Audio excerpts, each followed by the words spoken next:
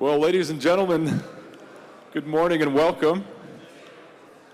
If you'll come on in and take a seat, feel free to pack in close if you feel led to.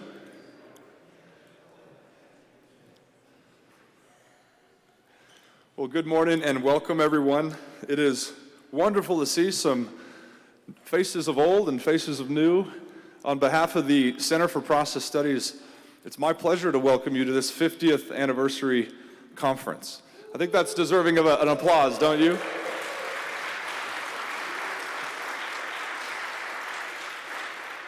Well, I'm Andrew Davis. I'm the program director here at the Center for Process Studies, and it's been my pleasure to be in contact with many of you, moderators, presenters, over the last year or so as we bring together far too many details. We're going to try to pack a 50-year legacy into 3 days. Miracles might happen. It's been a perfect example, I'd say, of Whitehead's refrain that the many become one and are increased by one, just applied to a conference. So it's been a completely collective endeavor, and I want to give a special thanks, especially to our co-organizations. We have the Cobb Institute represented here. We have the Institute for Ecological Civilization. We have IPDC, the Institute for the Postmodern Development of China, all of which you can learn about at the different booths here on the left of the sanctuary during breaks. Huge thanks to Claremont United Church of Christ, to Jasmine, to John, to Pastor Jacob. We thank you guys. This is a beautiful facility, and we're happy to use it. Now, I mentioned we want to try to fit a lot into 3 days. That may be a challenge. The process movement is deeply interdisciplinary, and we've tried to represent that in 3 different main focuses for each day. Now, today is the first day we'll be focusing on re-enchanting religion, process theologies in the 21st century. We'll be hearing a number of presentations on those themes. Day 2, tomorrow, that's Thursday, we're focusing on philosophy and science. We're going to attempt to understand nature and the nature of reality and hear from a number of presenters on those topics. And the third day is process in practice. That's Friday. We're focusing on society, sustainability, and ecological civilization. One thing you may notice about this event is we've tried to focus upon the younger generation of emerging process scholars who are doing great work across these disciplines. But we didn't want to just capture the youth, I'd say. That's why we've collected seasoned moderators. Seasoned there is a sign of wisdom. We've collected seasoned moderators to help guide the discussions throughout the conference. Now, let me just mention a few housekeeping rules before we get started. So we do have a bathroom here, all-gender bathroom in the back left. There's also a female restroom here. My sense is those are going to be full. There's also a restroom in the back here in the church building that you can find just around the corner, so feel free to use those. I've asked the moderators to keep time in an omnipotent fashion. So presenters, we're limiting you to 20 minutes, and we're asking the moderators to aid us in that task. Several of the presenters will have slides. If you are presenters using slides, make sure you connect with me up front a little time before you give your presentation, just to make sure everything is in gear. Okay, some of you may have noticed we have an anniversary book for sale. This was put together by our CPS colleague, Jahan. It's a wonderful, what I'd like to call a photographic retrospect of some of the key moments that have been a part of the 50-year legacy of the Center for Process Studies. If you're a moderator or you're a presenter at our conference, we are gifting you a hardback version of that. So make sure you do grab that if you haven't. And for those of you who are just attending the conference, we are selling copies in the back for $20. It's really a beautiful look at some of the moments throughout the last 5 decades. And with that, I'm going to invite the Executive Director, Andrew Schwartz, to the podium to continue our introductions, and we will get started. Thank you, everyone, for being here.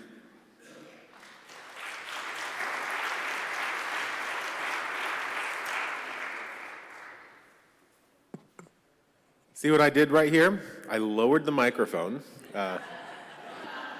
I'm not a giant, but that's also an example to the rest of you who will be speaking. Our tech people said, please speak into the mic, and it may require some adjustments, so don't be afraid to touch it. It's okay, it's friendly.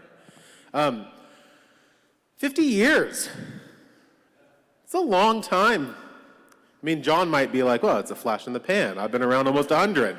But like for the rest of us, you know, a lot has happened over the last 50 years, and this conference is about celebrating that.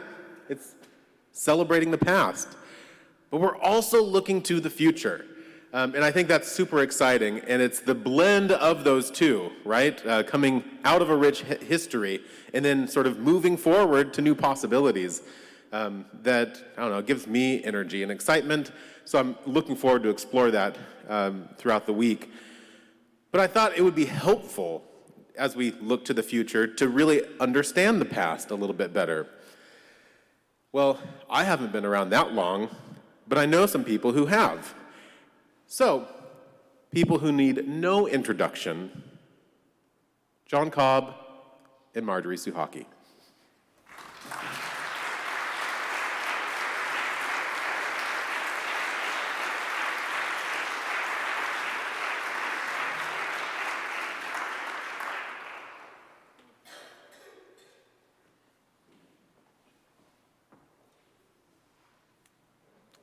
Well, I think very appropriately, the past gets 15 minutes and the rest of the time is the future. And Marjorie and I will share the 15 minutes. I think maybe I will spend my time just telling you how the center got started with one or two references to what went on after we got started. But the history really goes back to the University of Chicago, where there was, at the time I was a student there, two places in the university where process thought was being promoted. One of them was that Charles Hartshorne was teaching in the Department of Philosophy, and the other was that the Divinity School was oriented to a kind of theological naturalism that was very much a process-oriented naturalism. And I can assure you that these were two very different phenomena. Hartshorne is the supreme rationalist. The Divinity School was completely empirical or phenomenological. But it was great to be exposed to both of those. And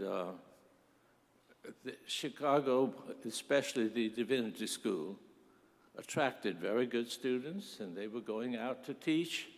So it functioned as a center for keeping the process mode of thinking alive and present within the theological seminaries and other places in the United States and beyond the United States as well.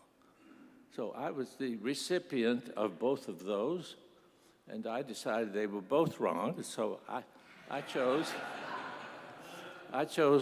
to take the speculative path, which is the Whiteheadian path. I thought both the rationalists and the empiricists were seeking certainty, and I don't think certainty is possible.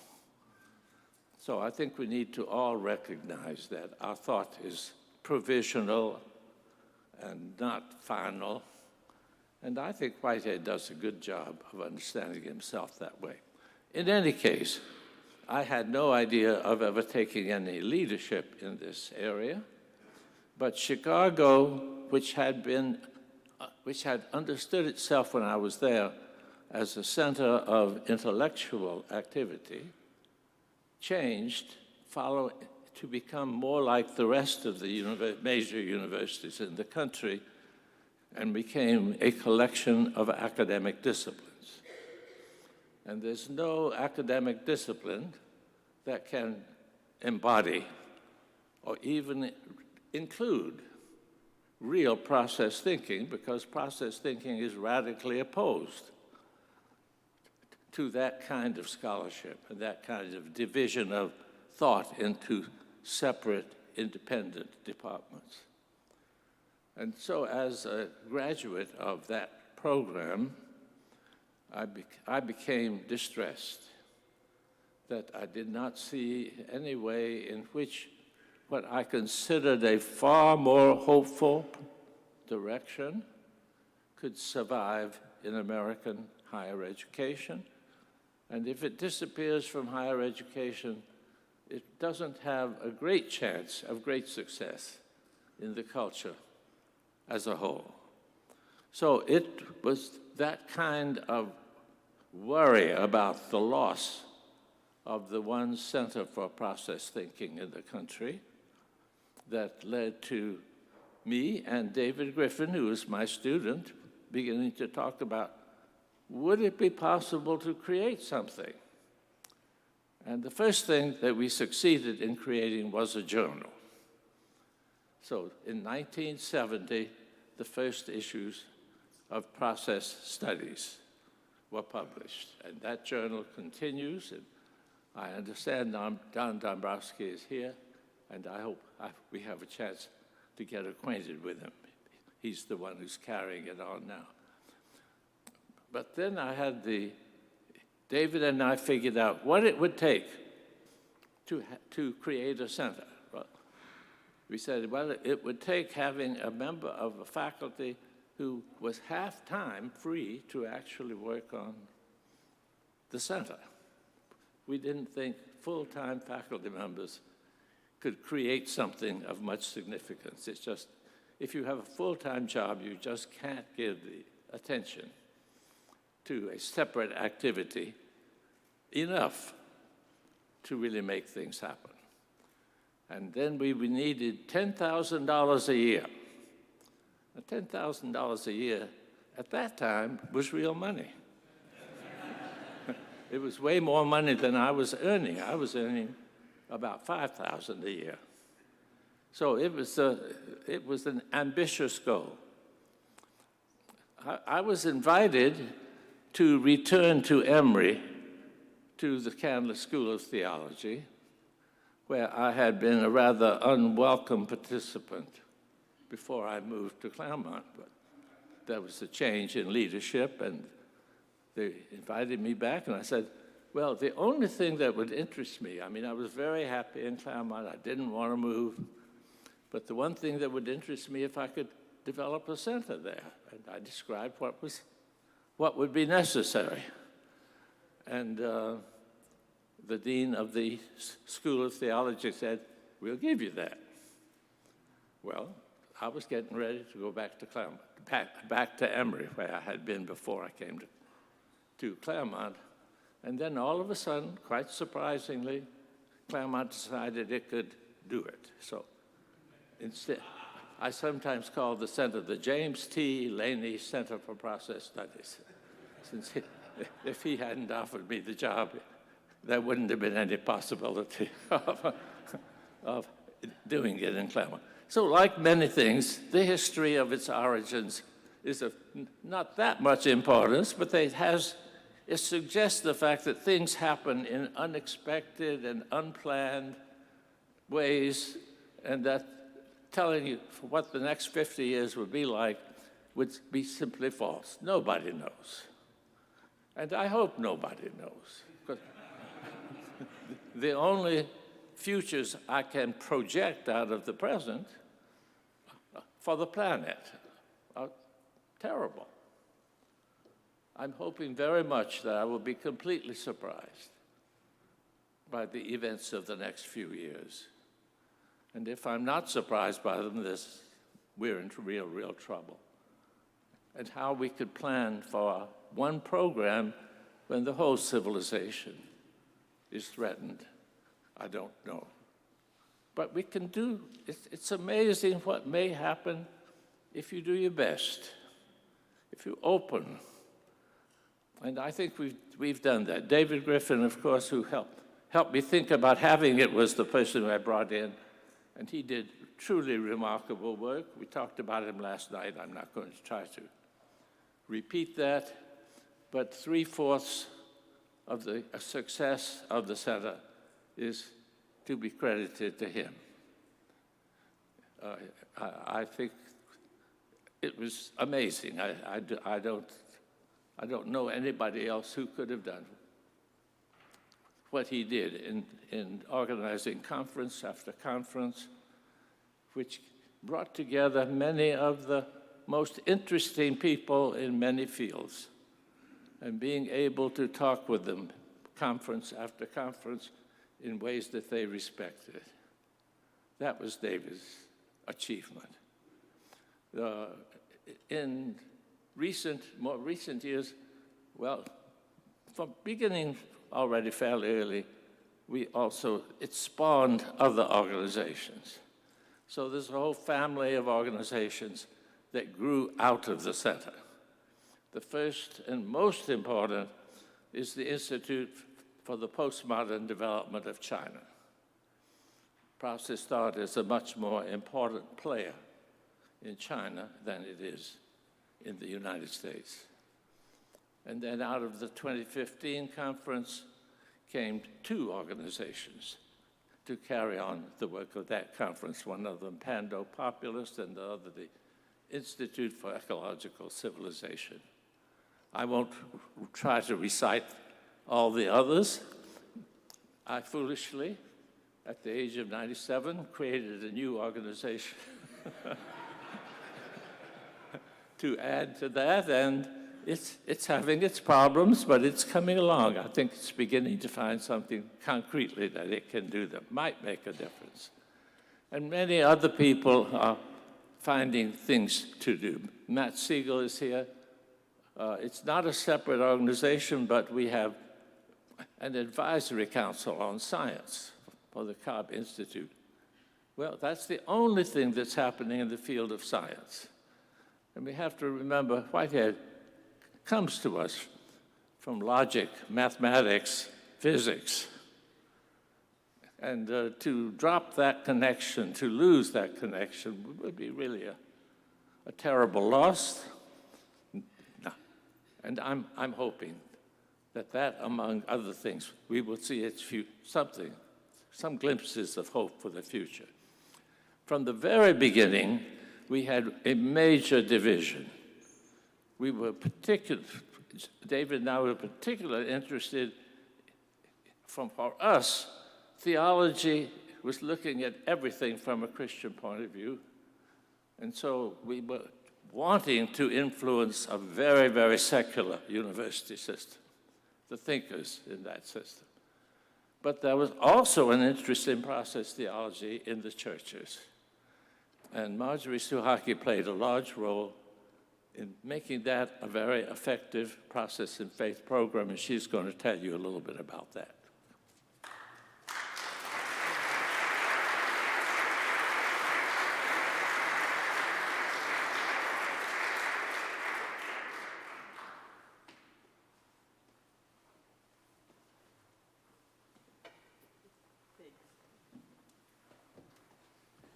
How gladly we accept a little bit of assistance in our upper years, John.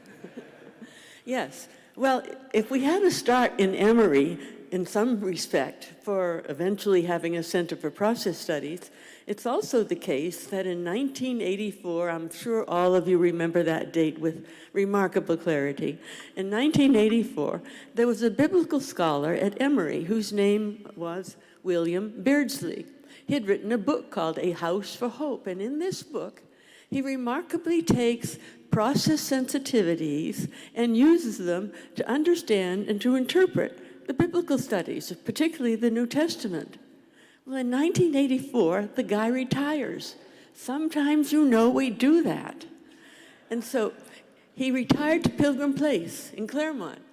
And of course, he came in contact regularly with John, who was still, of course, at the School of Theology, living over on 10th Street, as I recall. In any case, Will said, but if we have a Center for Process Studies, there has to be attention to the churches. Process theology is really important to many pastors in ministry, and congregations, if they knew about it, might really appreciate it. And so he began the Center for Process and Faith, to be a subgroup within the larger Center for Process Studies. And lo and behold, it happened. And he was a wonderful inaugurator of this. He was an expert in New Testament studies. He saw to the use of Bible and theology together, viewed through a process frame of relationality, and created a very fine impact. He worked he was here for around 15 years.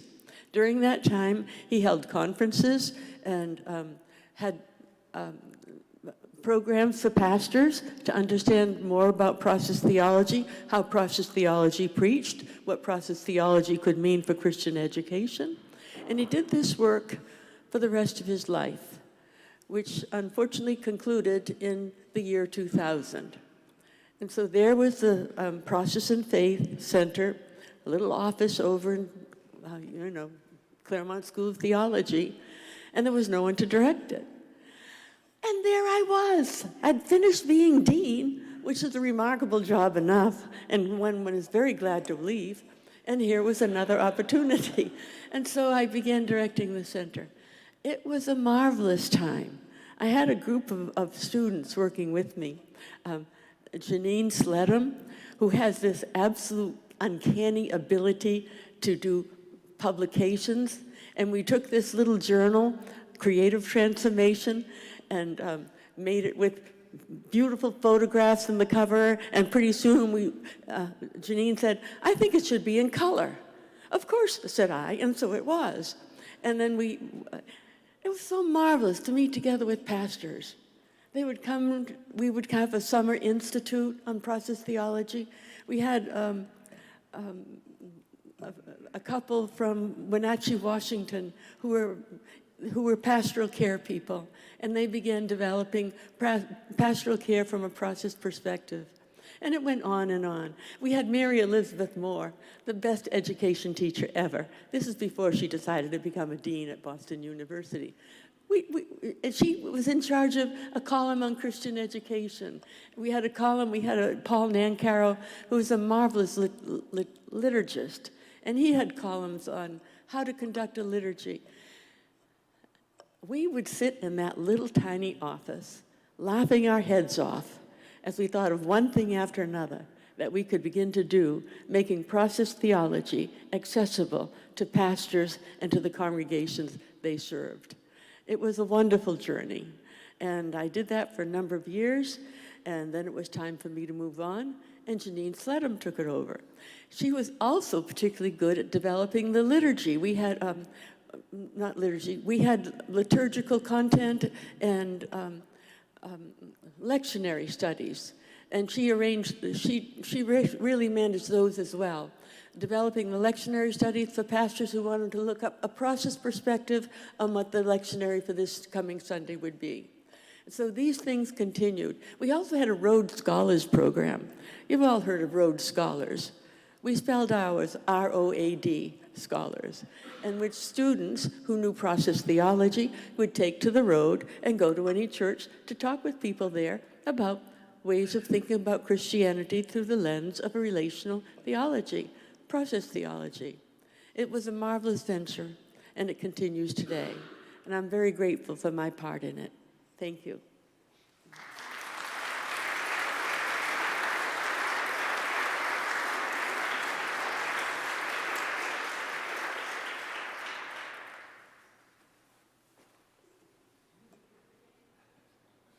What a history. And that's a glimpse into the past. It's a history that many of you helped to make, and I'm very grateful for that. One of the ways we've been trying to honor this history, and particularly John Cobb's legacy, is the creation of something called the John Cobb Legacy Fund. And I'd like to invite my colleague Sherry Kling to say a few words about that.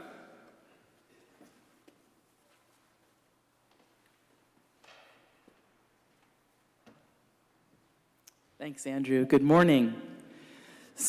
So the John Cobb Legacy Fund, and by the way, I'm Sherry Kling. I'm also Director of Process and Faith, but I am Director of the Legacy Fund as well. And the Legacy Fund is a planned giving program that was founded by the Center for Process Studies, the Cobb Institute, and the Institute for Ecological Civilization. And it was created as a way to further the work that John Cobb began and inspired. And so we can help supporters of these organizations both provide for their families and support the causes that they care the most deeply about. And so we have various ways that we can help people think about their own personal legacy and how they can use their legacy to help further this work that we care so much about. And so I just wanted to point out, we have a table there at the back corner, and there we have two things that you might be interested in picking up for yourself. One is a copy of a estate planning guide. So it's just a nice way for you to step through your own thinking about what you have and what you're going to do with it and all of those things. And it's just a really helpful resource. So we have those available. And we also have these very lovely little eyeglass cleaning cloths. So if any of you wear eyeglasses and would like to grab one of these, they're back there at the back. And you know, this week while you're here, I'm happy to talk with anyone this week or after you go back home. So just let me know if we can be of help. And thank you so much.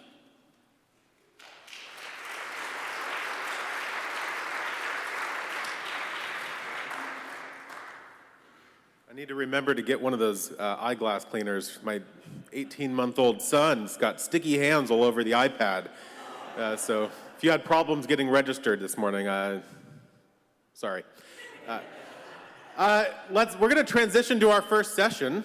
I'd like to ask our panelists to come up to the table and like Dr. Philip Clayton to come up as our moderator. You're here, right? Yeah, Phil, there you are. Philip Clayton, another person that probably doesn't need much introduction, is Ingram Chair of Theology at Claremont School of Theology, co-director of the Center for Process Studies, president of the Institute for Ecological Civilization, renowned scholar of science and religion, theology, philosophy, environmental studies, and ecological civilization. And he is going to introduce our panelists once he's done telling them the instructions. And yeah, Dr. Clayton. I thought if I delayed, I'd get more compliments. Yeah, somebody took my book. I'm going to need those.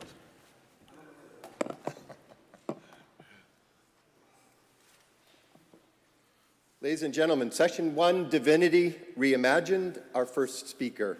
Andrew M. Davis is Program Director for the Center for Process Studies at Claremont School of Theology, where he earned his PhD in Religion and Process Philosophy. As Program Director, Davis researches, writes, teaches, and organizes conferences like this one across process relational thought. He's the author and editor of several books, including Mind, Value, and Cosmos, on the relational nature of ultimacy, Nature in Process, Organic Proposals in Philosophy, Society, and Religion, Process Cosmology, New Integrations in Science and Philosophy, and Whitehead's Universe, Philosophical Foundations of Process Theology, forthcoming. You can follow his work at andrewmdavis.info. Did you write that down? The paper title, God as Eternal Becoming, McGilchrist's Hemispheric Process Panentheism. Andrew.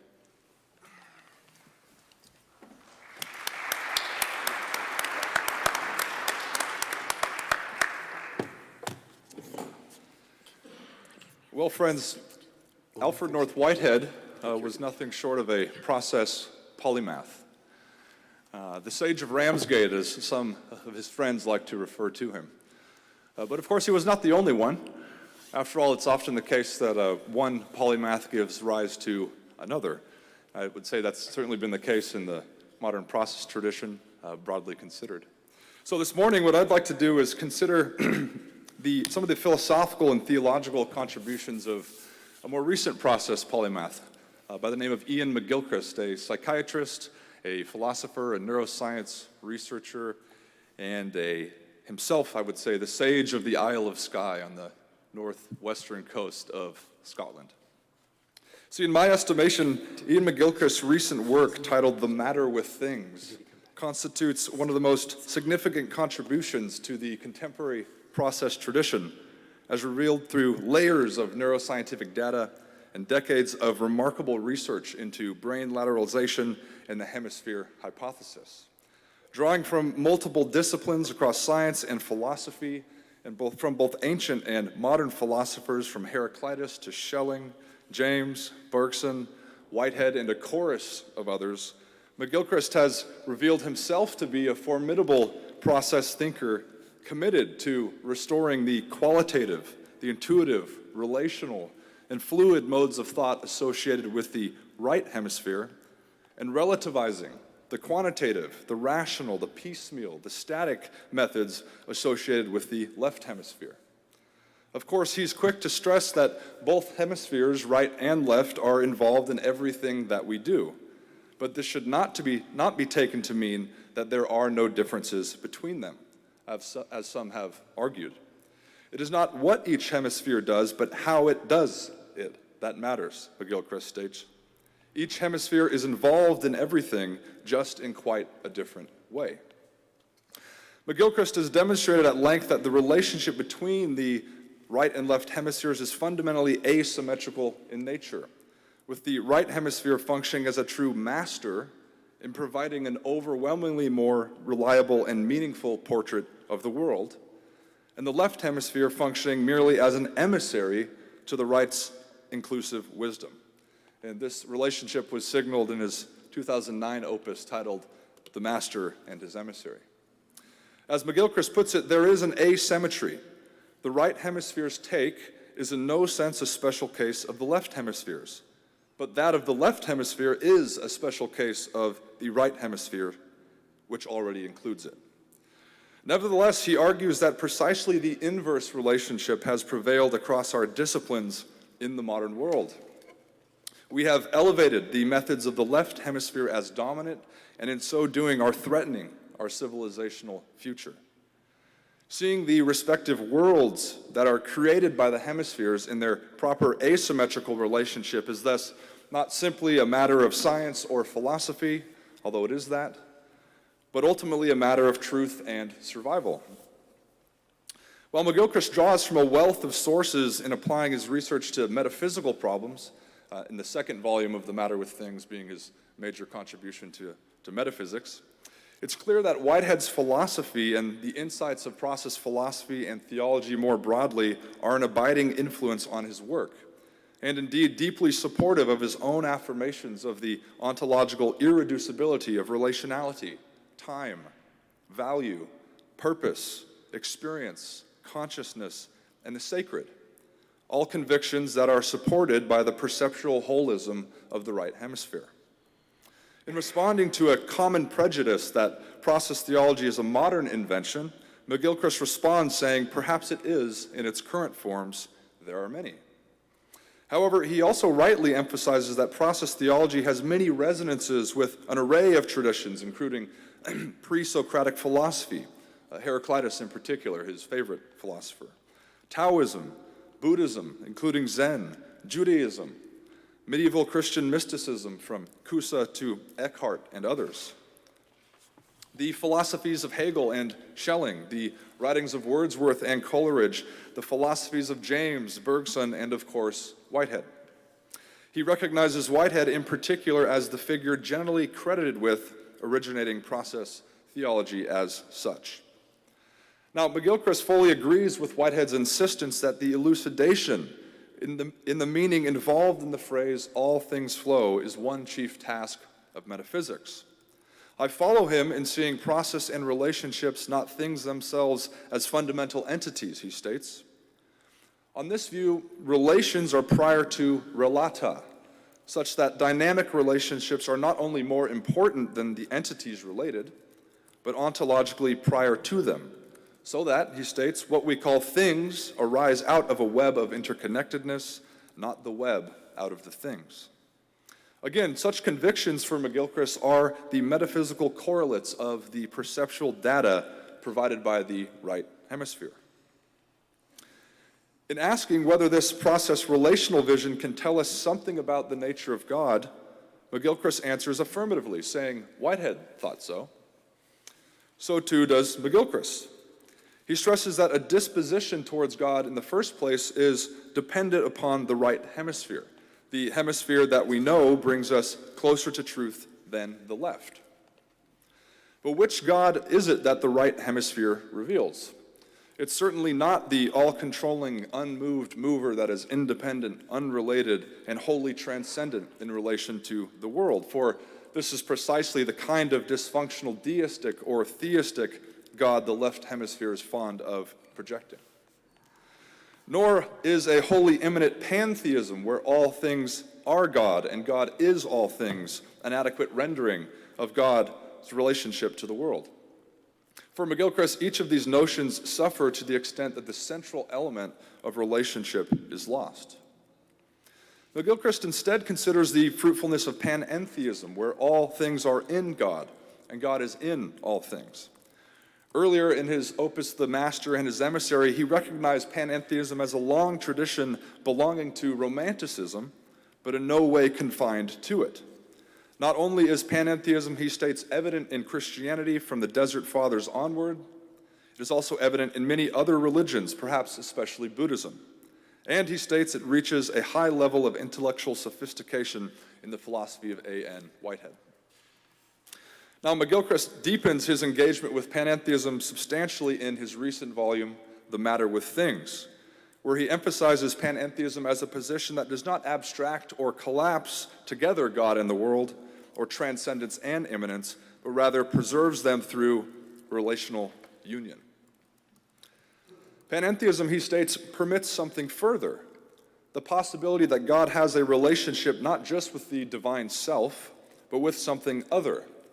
And this, he states, it seems to me, is the drive behind there being a creation at all. For we need immanence, yes, which pantheism offers, but we need the union of transcendence with immanence, which only some form of panentheism encompasses. Yet again, he states, we need union, but we need that to be the union of division with union. Panentheism here expresses a conceptual framework that preserves the coincidence of opposites, the coincidentia oppositorum, as one of the most fundamental doctrines of McGilchrist's metaphysics.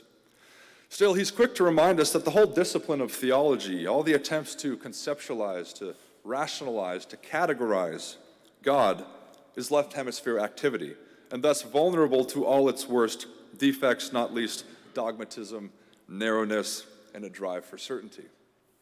Guarding against this, McGilchrist speaks of panentheism instead as theological speculation, a theological category or a representation by the left hemisphere of something that is intuited by the right. As a speculative theology, therefore, panentheism for him is not a source of argument, but a source of wonder. It should not, therefore, be taken as gospel or as certain. Now, this humility notwithstanding, there is still a form of argument at play here, since panentheism for McGilchrist does envision a concept of God that is arguably more amenable to the intuitions of the right hemisphere. These intuitions are at home in process theology. Process theology, he states, is put very simply, the belief that the divine is misconceived as a purely static entity outside time, though that is an accepted aspect of divinity, and is, at least in some important respects, better seen as a process within time, an eternal becoming rather than merely an eternal being, though it is that too.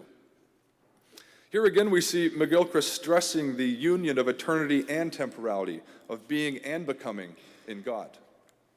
Process theology, he continues, is a natural counterpart or companion to panentheism, since it too implies that God is in everything without being reducible to the sum of everything, the spring and that which comes forth from the spring.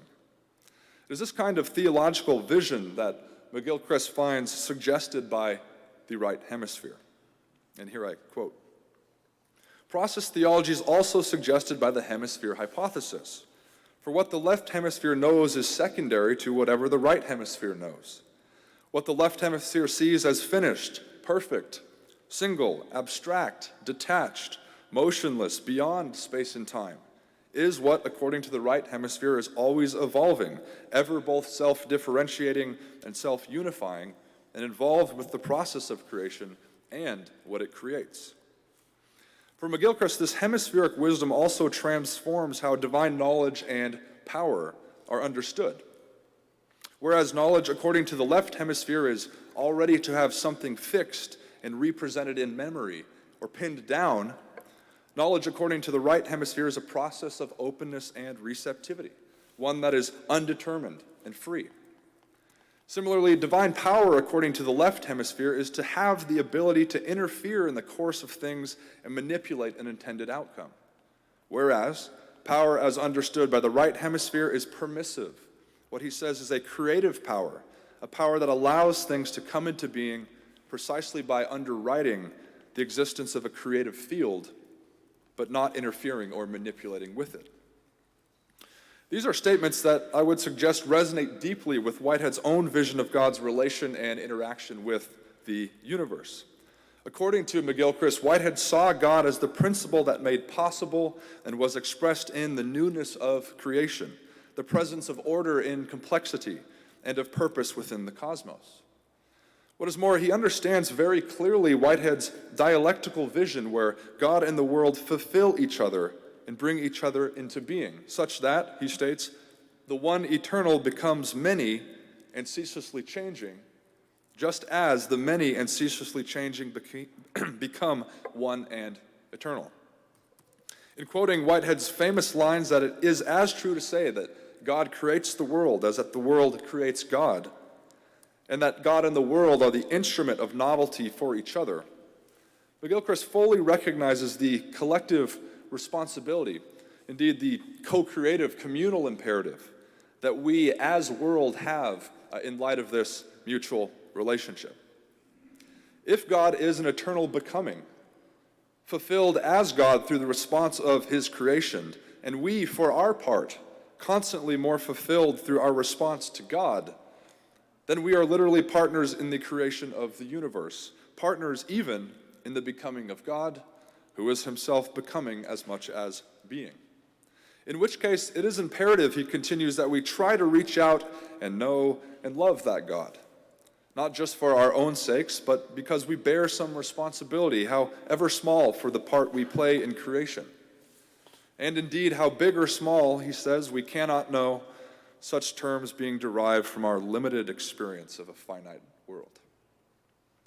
These are humble and moving statements that I suggest are uttered by one of the most important process philosophers and theologians of our time, one that is acutely aware of what a relational universe involves and what it requires of us all, both human and divine.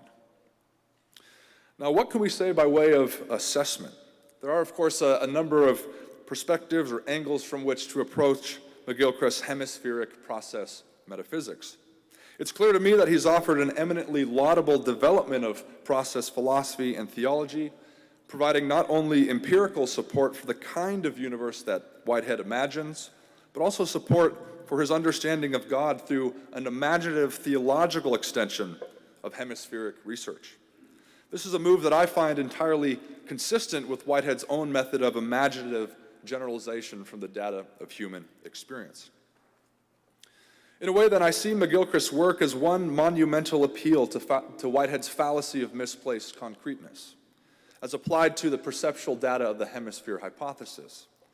As long as we continue to abstract and reify the left hemisphere's construction of the world over and against that of the right, we stand committed to half-truths, and indeed less than half-truths, since the right hemisphere is asymmetrically inclusive of the left in ways that the left is not of the right.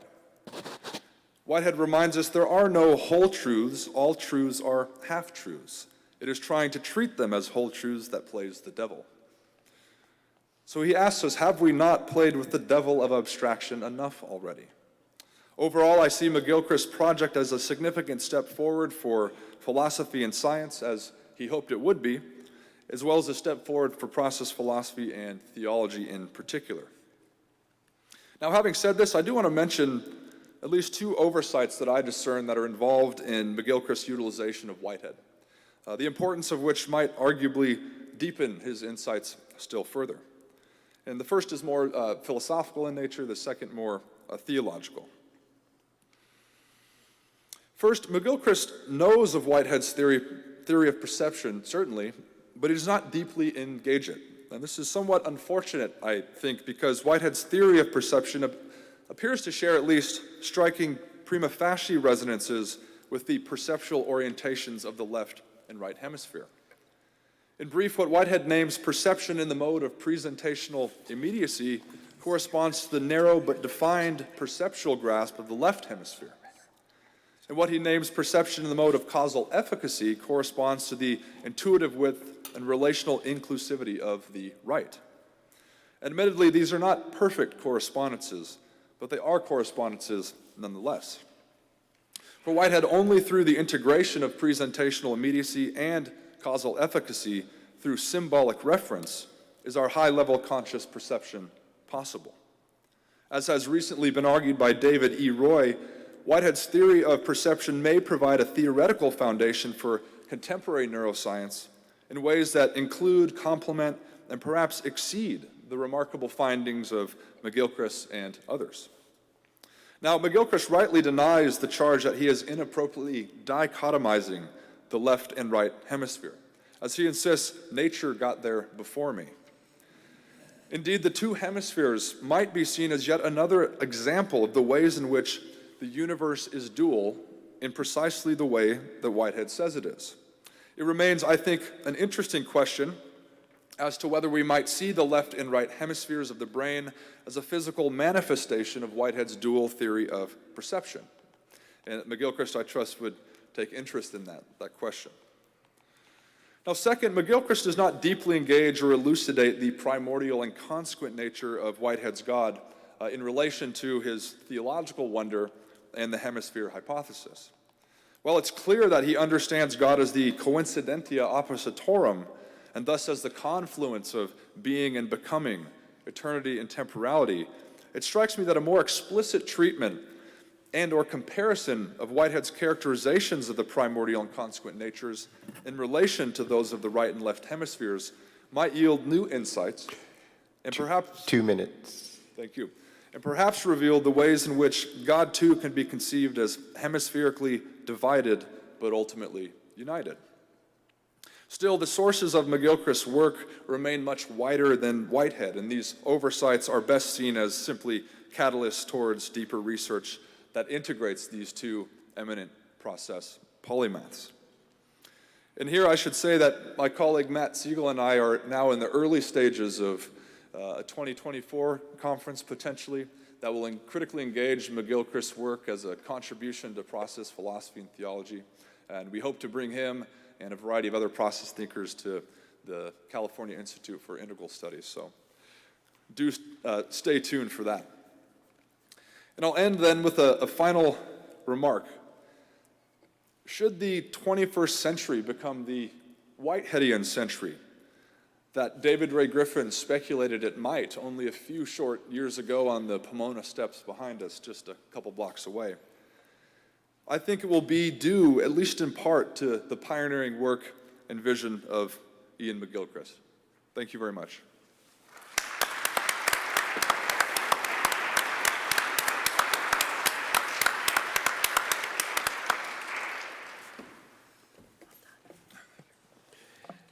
Thank you, Andrew. For our second paper, Dr. Bethany Soler-Redder is a lecturer in science and religion at the University of Edinburgh. She specializes in theology concerning evolution and the problem of suffering, and Bethany is currently working on the theological aspects of restoration ecology. Bethany received her PhD in theology from the University of Exeter and an MCS in interdisciplinary studies from Regent College, Vancouver. She is the author of God, Evolution, and Animal Suffering, Theodicy Without a Fall, and Why Is There Suffering? Pick Your Own Theological Expedition. Her title, Pentecostal Meets Process, a Pluralist Model of Divine Action. Please welcome Bethany Soler-Redder.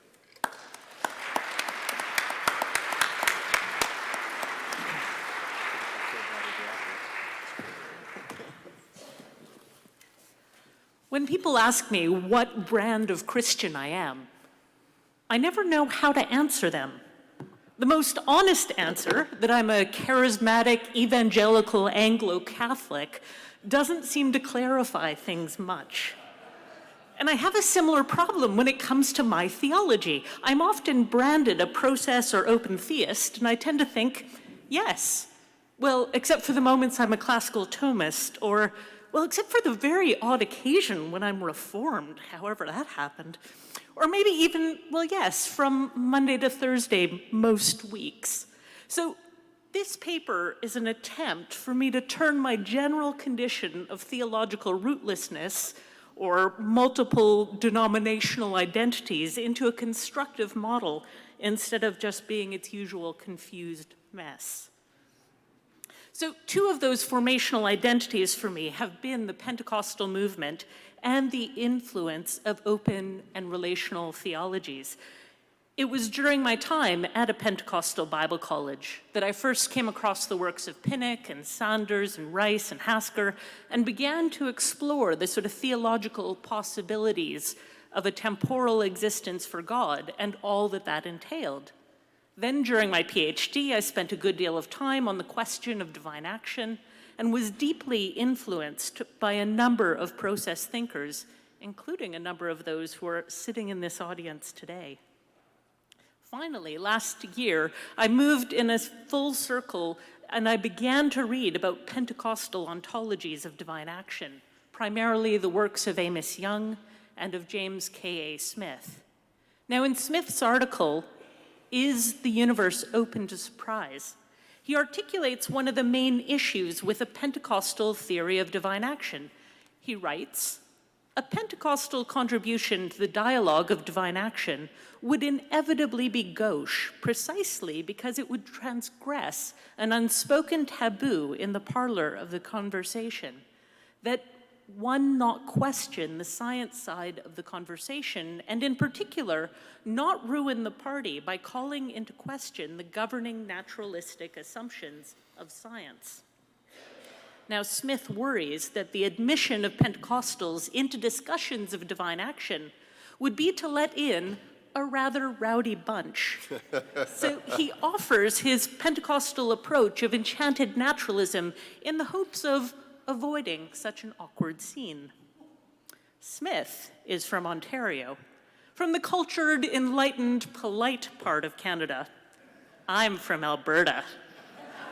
Very much the Wild West, where we love an awkward scene and a rowdy bunch. And perhaps that's why I've found both Smith and Amos Young's proposals a little too polite, too conceding to the general philosophical timbre of divine action debate today, not sufficiently Pentecostal. So as a short summary, Smith argues that a Pentecostal ontology involves a radical openness that rules out metaphysical naturalism, that there is nothing but material reality, but should also rule out the sort of dualistic or deistic supernaturalisms that are common amongst Pentecostal believers. So he vouches for what he calls a non-interventionist, inspirited naturalism, which goes by the name enchanted naturalism. So in this sense, the material world is suspended in the Spirit's participatory work, kind of like salt dissolved in water. So the currents of the Spirit's work naturally affect the material world's being. He writes, phenomena described as miraculous are not instances of God breaking into the world, as if God were outside it prior to such events. They are instances of a unique and special mode of participation that always already characterizes creation, end quote. Now, I agree. And yet, it is this unique and special mode of participation that needs explaining. Why did God change what God was already doing?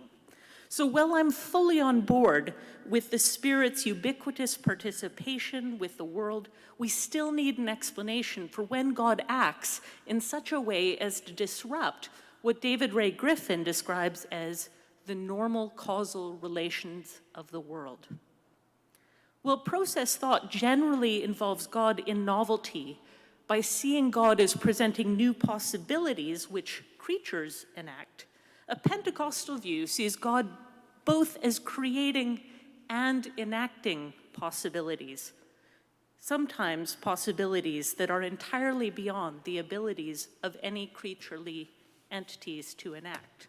So when I use intervention, I mean it in this way: God acting in a way that reverses, revises, or replaces the usual causal relations of things in the world with something else that is entirely beyond the normal powers of the creaturely entities involved. I'm going to simply call those miracles.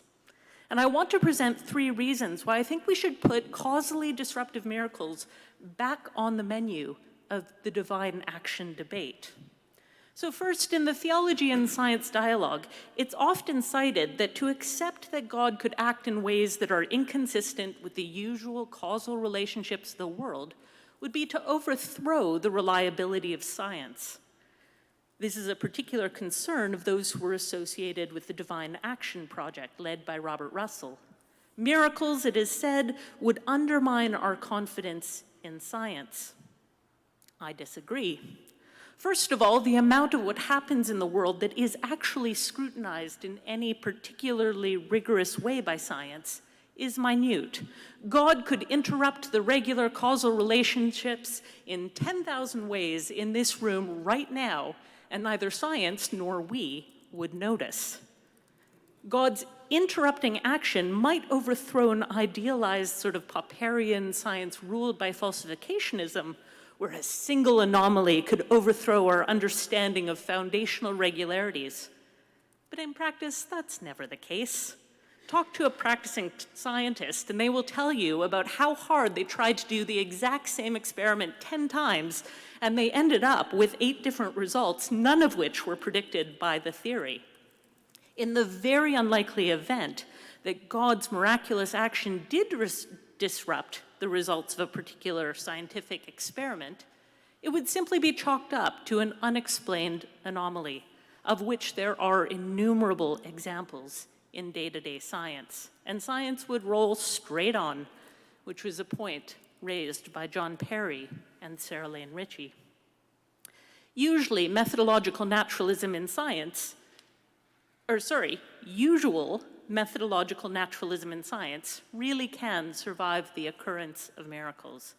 The presumed conflict lies only between Christian belief and an idealized science, not between Christian belief and real science as it's actually practiced.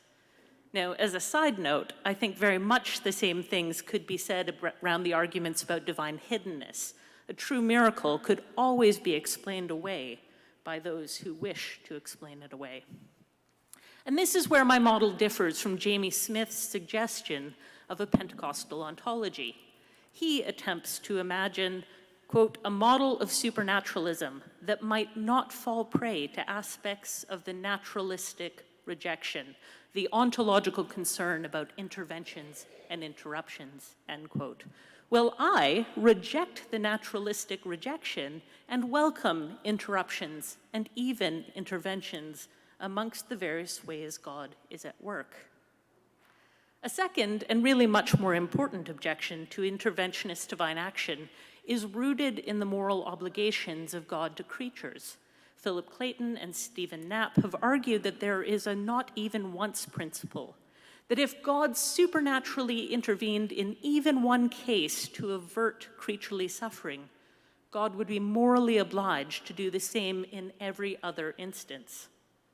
Ultimately, God would have to intervene all the time, and thus would undermine any sort of natural order in the world, as well as the ability for creatures to learn about their environment, to interact with each other, and to form relationships. I think that this assumes that all suffering is equal, and that God has the same relationship and therefore the same responsibility to each and every creature. And I do not think that either of those assumptions is true. I think that suffering ought to be evaluated not by how severe it is, but by the possibilities of meaning it holds for the sufferer. So in line with process views, if God creates the possibilities of the future, but usually does not unilaterally decide which ones come to pass, then as long as an instance of suffering has a possible path of redemption, I don't think God would be obligated to stop it from happening, even if God could. Since I believe that redemption can happen post-mortem, the timeline for possible redemption would stretch into eschatological time. So if God acted to stop suffering in one case through a Pentecostal-type miraculous unilateral act, I see no reason to think that other instances of suffering would fall under the exact same set of needs and therefore call for similar divine action. The third objection to interventionist divine action comes from process theology and is simply that intervention would imply coercion.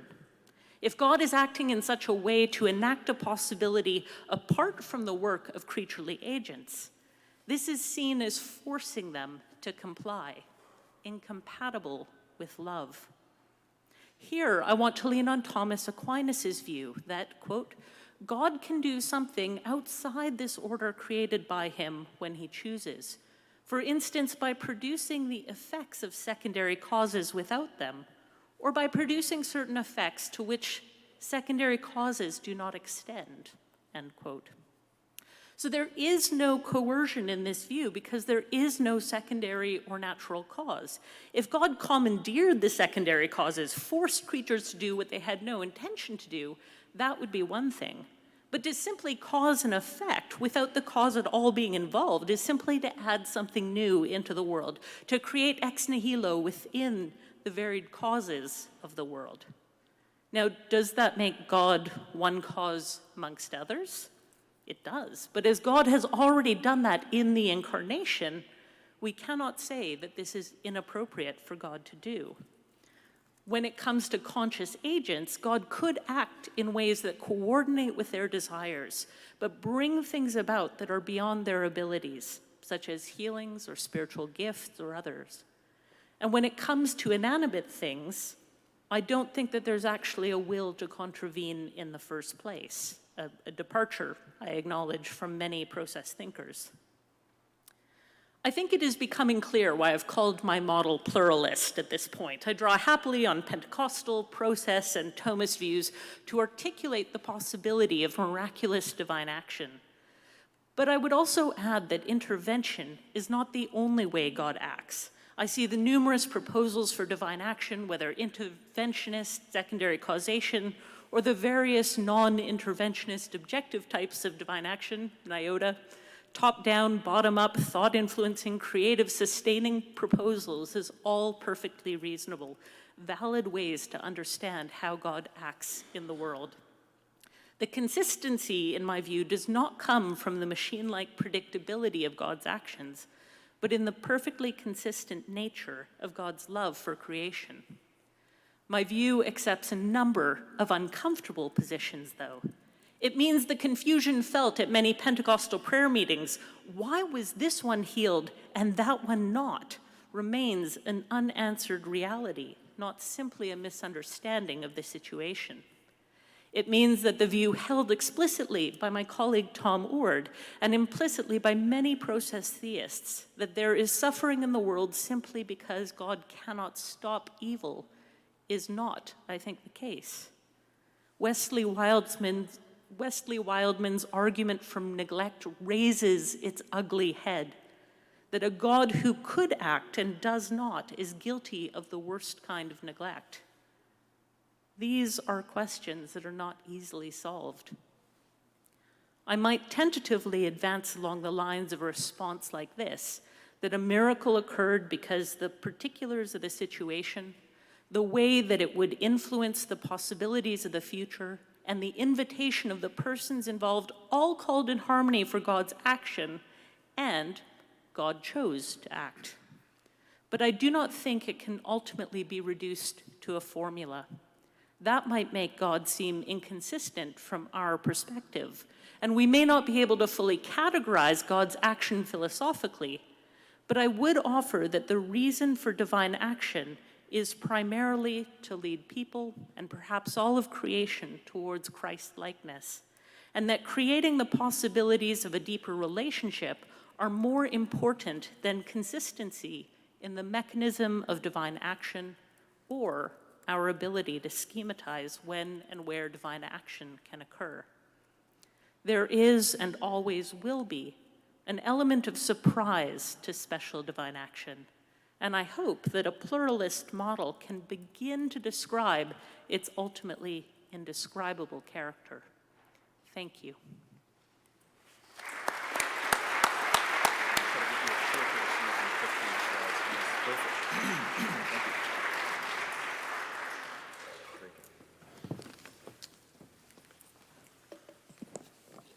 Thank you, Bethany. And now, the final paper for this session.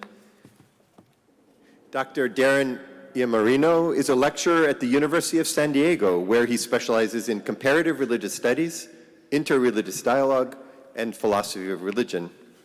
Darren earned his PhD in philosophy of religion from Claremont Graduate University in 2010. Darren's current book project, Not Moses, Not Jesus, Not Muhammad, but Jethro, John the Baptist, and Waraqua, No Fall, highlights the lives and ideas of those who truly helped shape Judaism, Christianity, and Islam. His previous book, Religion and Reality, explores an alternative methodology for facilitating enriching interreligious dialogue. Darren's paper title, God is a Boltzmann brain, you are a biological brain, consciousness is a nucleation event. Please welcome Darren Iammarino.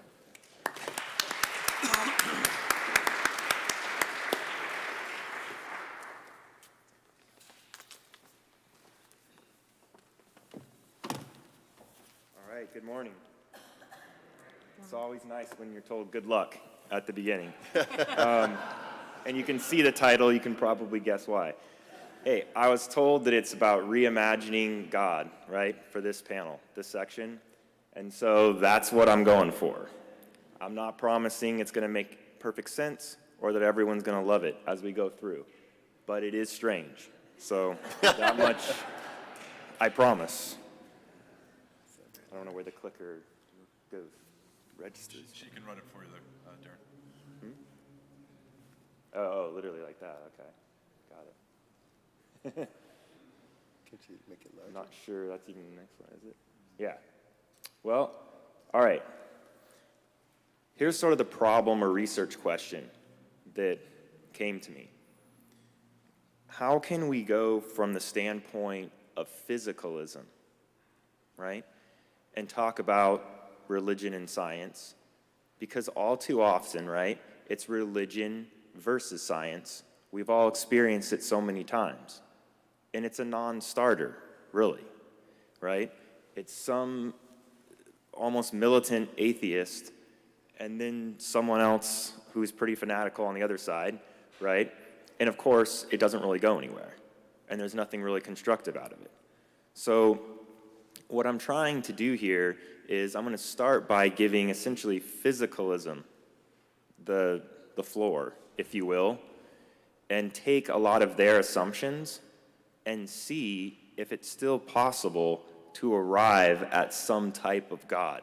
Now, I already said it's not going to be something that most people would be familiar with, but still, I think it's a worthwhile endeavor, if nothing else, to have some sort of bridge between the former way of debating this, right? So, with that, let's get into some of the key elements that are necessary here, right? I'm not going to try and explain entropy in the little time that we have, other than to give a very simple example because it's extremely relevant to the presentation, right? We're all familiar with something moving from like order to a more disordered state, okay? And we think about the second law of thermodynamics, and we think about it as a law that it's absolute, but it's not, right? It's statistical, it's probabilistic, it's just you need a ridiculous amount of time, right? So you step out of your shower and all the steam's up in a cube in the corner of your room. It's never happened to me, right? But it could. I mean, all of the air molecules in here could shift and we'd be suffocating, right? I'm confident it won't happen, as are all of you. I'm not too concerned, right? But if we're talking trillions upon trillions of years or something like this, it's a totally different story. And the whole presentation hinges on that extremely, extremely unlikely, but maybe inevitable outcome, given a lot of time, all right? So that's the key thing in terms of entropy here, all right? Another important element is going to be related to dark energy. So, again, none of this stuff is simple, right, to explain. But if you think about space is continually expanding, right, there's going to be a narrowing of our ability to see certain regions of the universe. Things will pass beyond a horizon, right? Our cosmological horizon, as that is called, okay? The image on the right is sort of showing you have the inner yellow circle and then the exterior blue, right? So the inner yellow circle would be our observable universe. And inside that, you probably can't really see it very well. There's little red dots that are representing different galaxies. And as more and more time goes on in the expansion of space, certain galaxies are just being pulled away from us, right? Slipping outside of our view. They're therefore not like causally connected really with us at that point, okay? Sure. Here's now the key suggestion for an alternative way of understanding a God-like situation. I'll put it that way. A cosmological horizon works like an event horizon on a black hole, meaning that there's radiation of energy, right? So massless particles are being produced all the time. As those collide, you get more massive particles. More and more and more time, some of those are colliding, right? And then you can build up more structure around like the sphere, the yellow inner sphere. So I'm essentially trying to propose that either eventually in this universe, or as we'll see in a moment, in a prior universe where there would have been a lot more time to deal with, that you could have something like a membrane. I'm not that bad at spelling, all right? I put B-R-A-N-E for a reason. So a membrane structure would be simpler than a B-R-A-I-N Boltzmann brain, which is what you normally hear when you hear about Boltzmann brains. It's the idea that, okay, maybe all of us are essentially, right, a brain effectively out in space, and we just have these memories essentially there because particles and fields came together in a certain way. I'm not suggesting that. I'm suggesting something simpler than maybe a human brain in a skull, something more membrane-like, but could compute information in some way, and therefore would have God-like qualities, okay? And this could come about from purely physicalism. That's what's key. It's about shifting that whole discussion away from just like the supernatural, where it's a non-starter, and getting to it from there, all right? So that's sort of our next key piece with the Boltzmann brain, right? So, I mean, limitation of time here. I think I'm going to go beyond this because I already kind of hit on that. Now, consciousness may have originated randomly in a prior universe, right, or eon. Consciousness is still a mystery, right? We don't have an agreed upon answer. Whitehead has a unique answer, which you mentioned briefly, but to get into the specifics of Whitehead's understanding of consciousness, we're all going to be pretty much, no offense, I love Whitehead, but anesthetized with jargon, right? So one of the leading theories currently is integrated information theory for understanding consciousness, which gives this sort of basically quantitative value on how conscious something is. And if you apply that theory, definitely the Boltzmann brain, B-R-A-N-E, that I'm suggesting, that would encompass this whole cosmological horizon would be conscious. And this is definitely a form of panentheism, interestingly as well, because you're having a container-like situation where all things, to be fair, not all, but a lot of things are within that container. So you have some of the advantages, I guess, of panentheism as that normally relates into the process, right, discussion. So that's a little bit on the role of consciousness and all of this. Now, if it wasn't speculative enough, I'm going to stack speculation upon speculation to get what I want out of it. But, you know, why not, right? So I say that because Roger Penrose came up with this notion, and it's not exactly convinced a lot of physicists or cosmologists, but it's helpful for me, so I'm going to use it.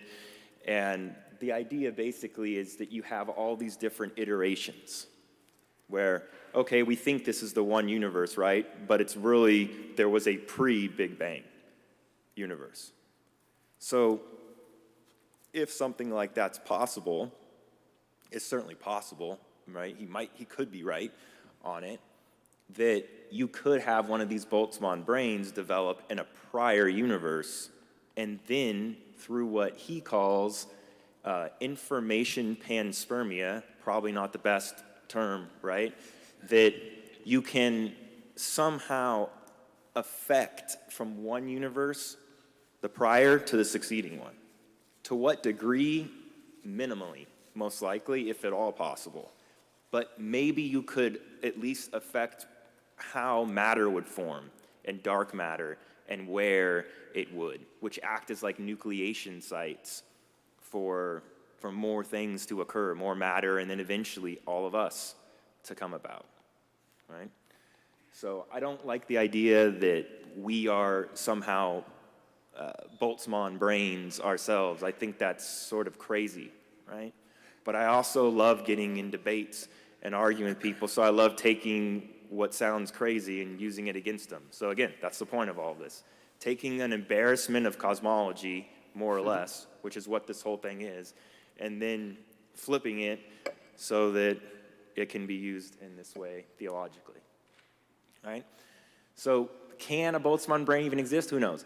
If it can it somehow transcend or cross over the barrier? I mean, that's, again, speculation on speculation, but maybe. Here's some terms you've never seen before, I'm pretty certain. I love isms. Philip knows this. I don't know. I can't get enough of making up different isms, so I thought I'd throw two on there for you. Hybridism and hypnotheism. Hopefully I'm not hypnotizing you and putting everyone to sleep, but that's the idea with hypnotheism, is a temporarily sleeping God. Why? What's the benefit of this? It's all back to entropy and essentially conserving energy and all of that. So that's the sort of idea behind that. There have actually been physicists that have suggested something kind of like this going back to the late 70s. Freeman Dyson, who mentions this. Hybridism, same sort of thing, but just a different way of saying, like, okay, you have a hibernating God, but also a deistic element. Because in deism, right, there's sort of like a craftsman type effect, and then the gods maybe not as present, right? There are no necessarily miraculous interventions, sort of deal. So that's what's behind those two terms that you see there. All right, another major claim. Let's add more speculation onto it. Well, if you can have one, right, why can't you have 2, 3, 4, a bunch of them? And if there are a bunch of them out there in our much, much larger universe, okay, then perhaps they can communicate in the same way that cells, or analogously to how a cell might communicate, right, to another cell. There's some sort of signaling ability to relay the information that's been gained, and that patchwork piece of the universe, right? Some would call that a multiverse, by the way, that each of us are in our own little patch, but however you want to look at that. That's what's being proposed here, is that there could be many of them, and who knows, maybe they can communicate with one another, right? Now, what about Whitehead, right? Haven't gotten to that at all. Haven't forgotten it, in case I haven't frustrated everyone in here enough. The more hardcore process people can now probably not like this. So,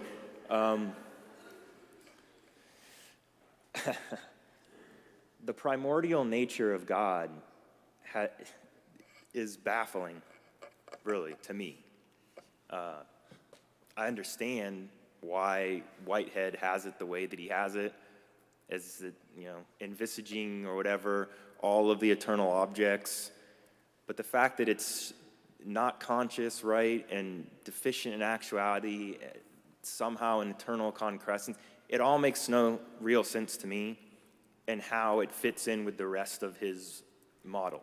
It becomes an exception to his own rules, right? That's already been pointed out many times by, your student, right? By David Griffin and many others. So I don't want to go and belabor that point. I just want to say that on this view that I'm trying to propose, instead of there being like a primordial nature of God that's necessary and eternal and all this, that you would have a given nature of God. Now, what that means is that when one of these Boltzmann brains would form, whatever ideas, concepts that they have, when they just kind of like click on, that's the given nature of it. But then there's also the growing component to it, okay? So the consequent nature on this viewpoint is much more similar to Whitehead's, I guess, view. Exactly how that would work, I don't know, but generally I do like Whitehead's epistemology, as complicated as it is, right? So that's just a suggestion there, right? Now, some going further with this, right? I don't know why you can't, I guess, I don't know why you need it, the primordial nature. You could stick with physicalism, and you could suggest that effectively all you have are like particles, fields, and things moving around, right, in the void. Even on Whitehead's view of the ontological principle, you can't just have like these Platonic forms free-floating out there, right? They sort of have to be grounded. But I don't know why you couldn't suggest something like randomness functioning in a way similar to an eternal object that is still held or exemplified by all these simple, super simple finite entities that then prehend one another, and through physical purposes, if to use, I guess, Whitehead's terms, you could essentially like pass on the uncertainty, and you also might be able to pass on like simple geometrical or mathematical objects. And maybe that's all you need until you get to a certain level of complexity down the road. So I've never much understood it, and I don't understand really how God is learning from the world, which Whitehead claims, right? It's as true to say that the world is, right, creating God as a God creates the world and all that sort of stuff, but it seems like that's not really the case, because God can't do certain things, seemingly, that even we can. Situation with propositions and propositional feelings and how genuine novelty is basically brought into the world, I don't really see how the process of reality unfolding is actually affecting or changing God in some way. Whereas I think it totally could if you accept a more limited. That's, I'm sure, what everyone wants to hear. Whitehead already gets critiqued, right? Because it's not omnipotent, right? He's not necessarily omniscient, and it's not a God worthy of worship. If Whitehead's God is not worthy of worship, then you're not going to like this, right? And I get it, and that's fine. So I'm not saying it's a God worthy of worship. It's just trying to provide some other way, right, to look at all of this. So that's some of what was going on here. I have these different terms. 2 minutes. Okay, thank you. I have these different terms of like ionic, transionic objects and stuff like this, that it's referencing like ideas that might come up in the process of reality with different organisms on different planets coming up with novelty. But I'll move to the end here and sort of returning back to the beginning and bringing in maybe one other concept for the last 60 seconds. Whitehead talks about the receptacle, Plato's idea of a receptacle. I don't know if you've ever heard of that. There's being, there's becoming, there's that in which things become. The container, effectively, right? The receptacle. And maybe we could just shift the talk to that as an atheological ultimate. Maybe the primordial nature could kind of be shifted somehow onto that. Not sure exactly how, but I think it's maybe a possibility. Okay, so that's all I've really got for you here. But since we're out of time, I'm not going to take up more of it. Thank you.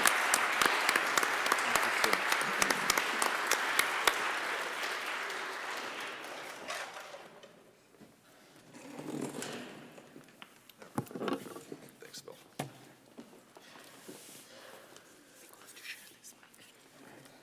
So, ladies and gentlemen, we're going to start with, I'll ask each speaker 2 questions. They're going to be as brief as they can. Then we're going to hand the microphones over to you for any questions you may have. And we have further backup questions that we'll cover if you don't have much to ask. So we'll do it starting with Andrew. Andrew, well, first, by way of introduction, I don't know which hemisphere I should respond to you with. My right loves your paper, holistically. But my left hemisphere suggests 2 criticisms. If your paper is correct, then my left is wrong and my right is right, meaning that I should have only praise for your paper. We'll move on to Bethany. No. Andrew, you invite us to an interesting speculation at the end, and I'd like to invite you to do that theoretical speculation out loud for us. You write toward the end, quote, "It strikes me that a more explicit treatment and/or comparison of Whitehead's characterizations of the primordial and consequent natures in relation to those of the right and left hemispheres might yield new insights." It's a fascinating invitation for reflection, adventure of ideas, and I wonder if you'd just take a minute or so to kind of see where that's taken you so far. Yeah, that's a great question. It will be short because I think part of the reason for naming that was to say this is an adventurous thought for further research. So there's no simple mapping of the right and left hemisphere on the primordial and consequent nature. It's simply not possible. But I wanted to, see if there might be some interesting resonances as a thought experiment to connect the dual nature of human brains to the dual nature, primordial and consequent nature of Whitehead's God. So I think I'm not sure if I have concrete ways of comparing those just yet, and I have been thinking about that. So, but that is a stimulus, I think, for further research. You're not just using your left hemisphere and asking me questions, of course, right? Or just merely the right. So one thing that McGilchrist always says is these are always at play in everything that we do. People critique him, well, you use your left hemisphere to write your book. Yes. Right? You're using both of them in a deep sense. So it's not an appeal dualistically to one or the other, nor I would say would we do that with Whitehead's primordial and consequent nature. We look at the ways in which they're both required in some significant way, having a different function. So, nice. Thank you. Yeah. That's why it was an opening joke and not an opening criticism. All right. So in each case, I want to invite the author to something and then ask a criticism and how they think about it. So with regard to the second, is there a causal relationship between the nature of God, or at least the idea of God, and the structure of our brain? It seems to me there are 3 possibilities. First, the left and right hemispheres might be the way they are because God made it so. Second, it might be that we think of ultimate reality as panentheistic and process because that's how our brain is structured. Or finally, third, there might be no causal relationship. It just happens that our brain is structured in such a way that it gives us an accurate understanding of God by coincidence, as it were, even though there's no causal relationship between God and the brain structure. And your brain probably recognizes that each of those would bring some difficulties for your position, except maybe the first, but it doesn't sound very processy. So God made us have hemispheres in this way. God compelled it to be so. Maybe we just think of ultimate reality as panentheistic process because our brains are structured that way, or there's no causal relationship whatsoever. It's a sheer coincidence that the two match. There's no simple short answer to that, but that is a good question. I think we'd have to get into a much deeper metaphysical discussion.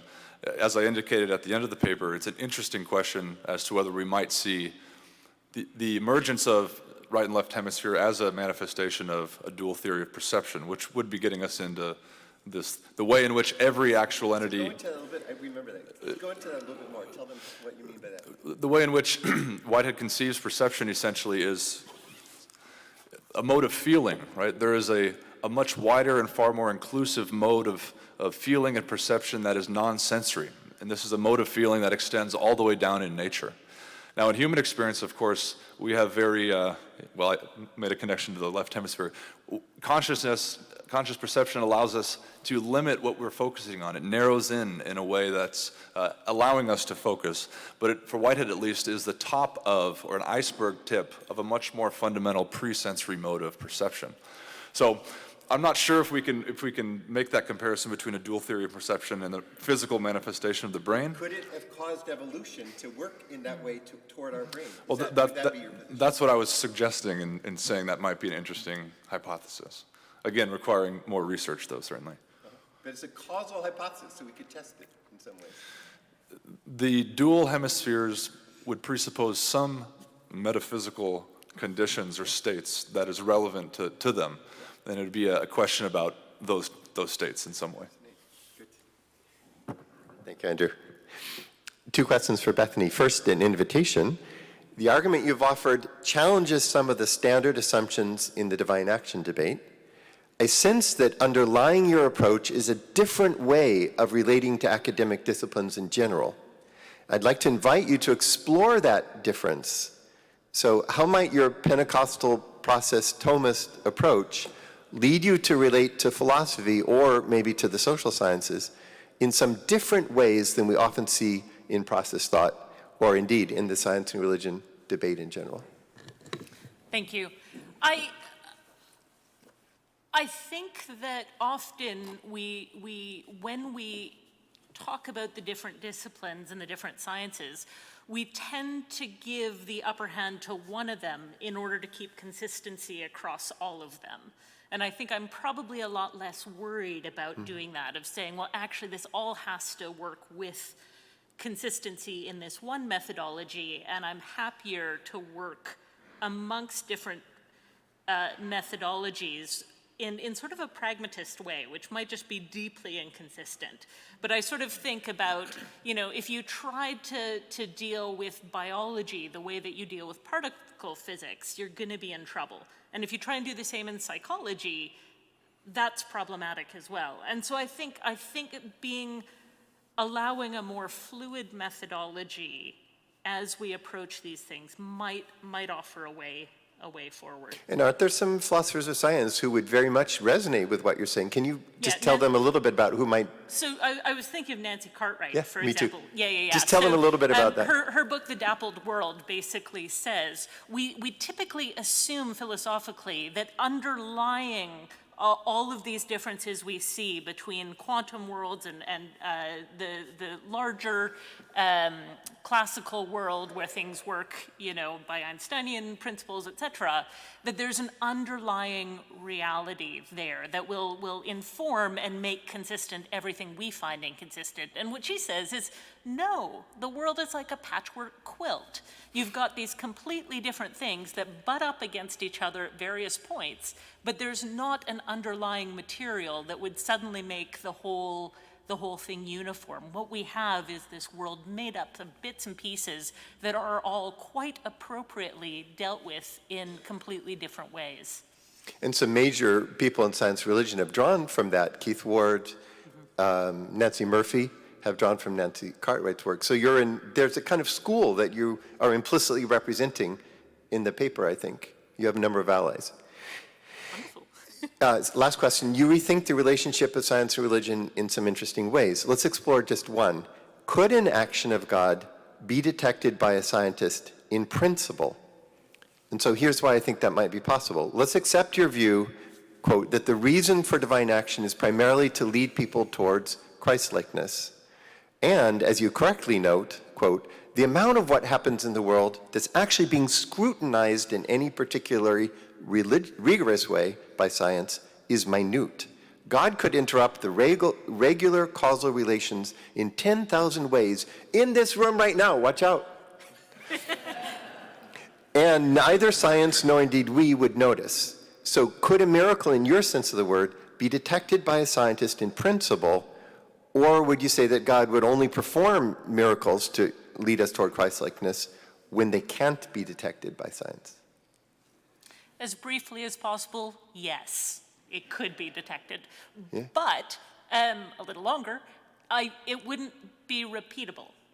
So you'd never be able to find a mechanism that would make that happen every time. So, just as I can lift my iPad, right? In theory, God could also lift my iPad and cause it to fly up to the rafters. There's no reason, but in principle, with my view of the theory, God could make that happen.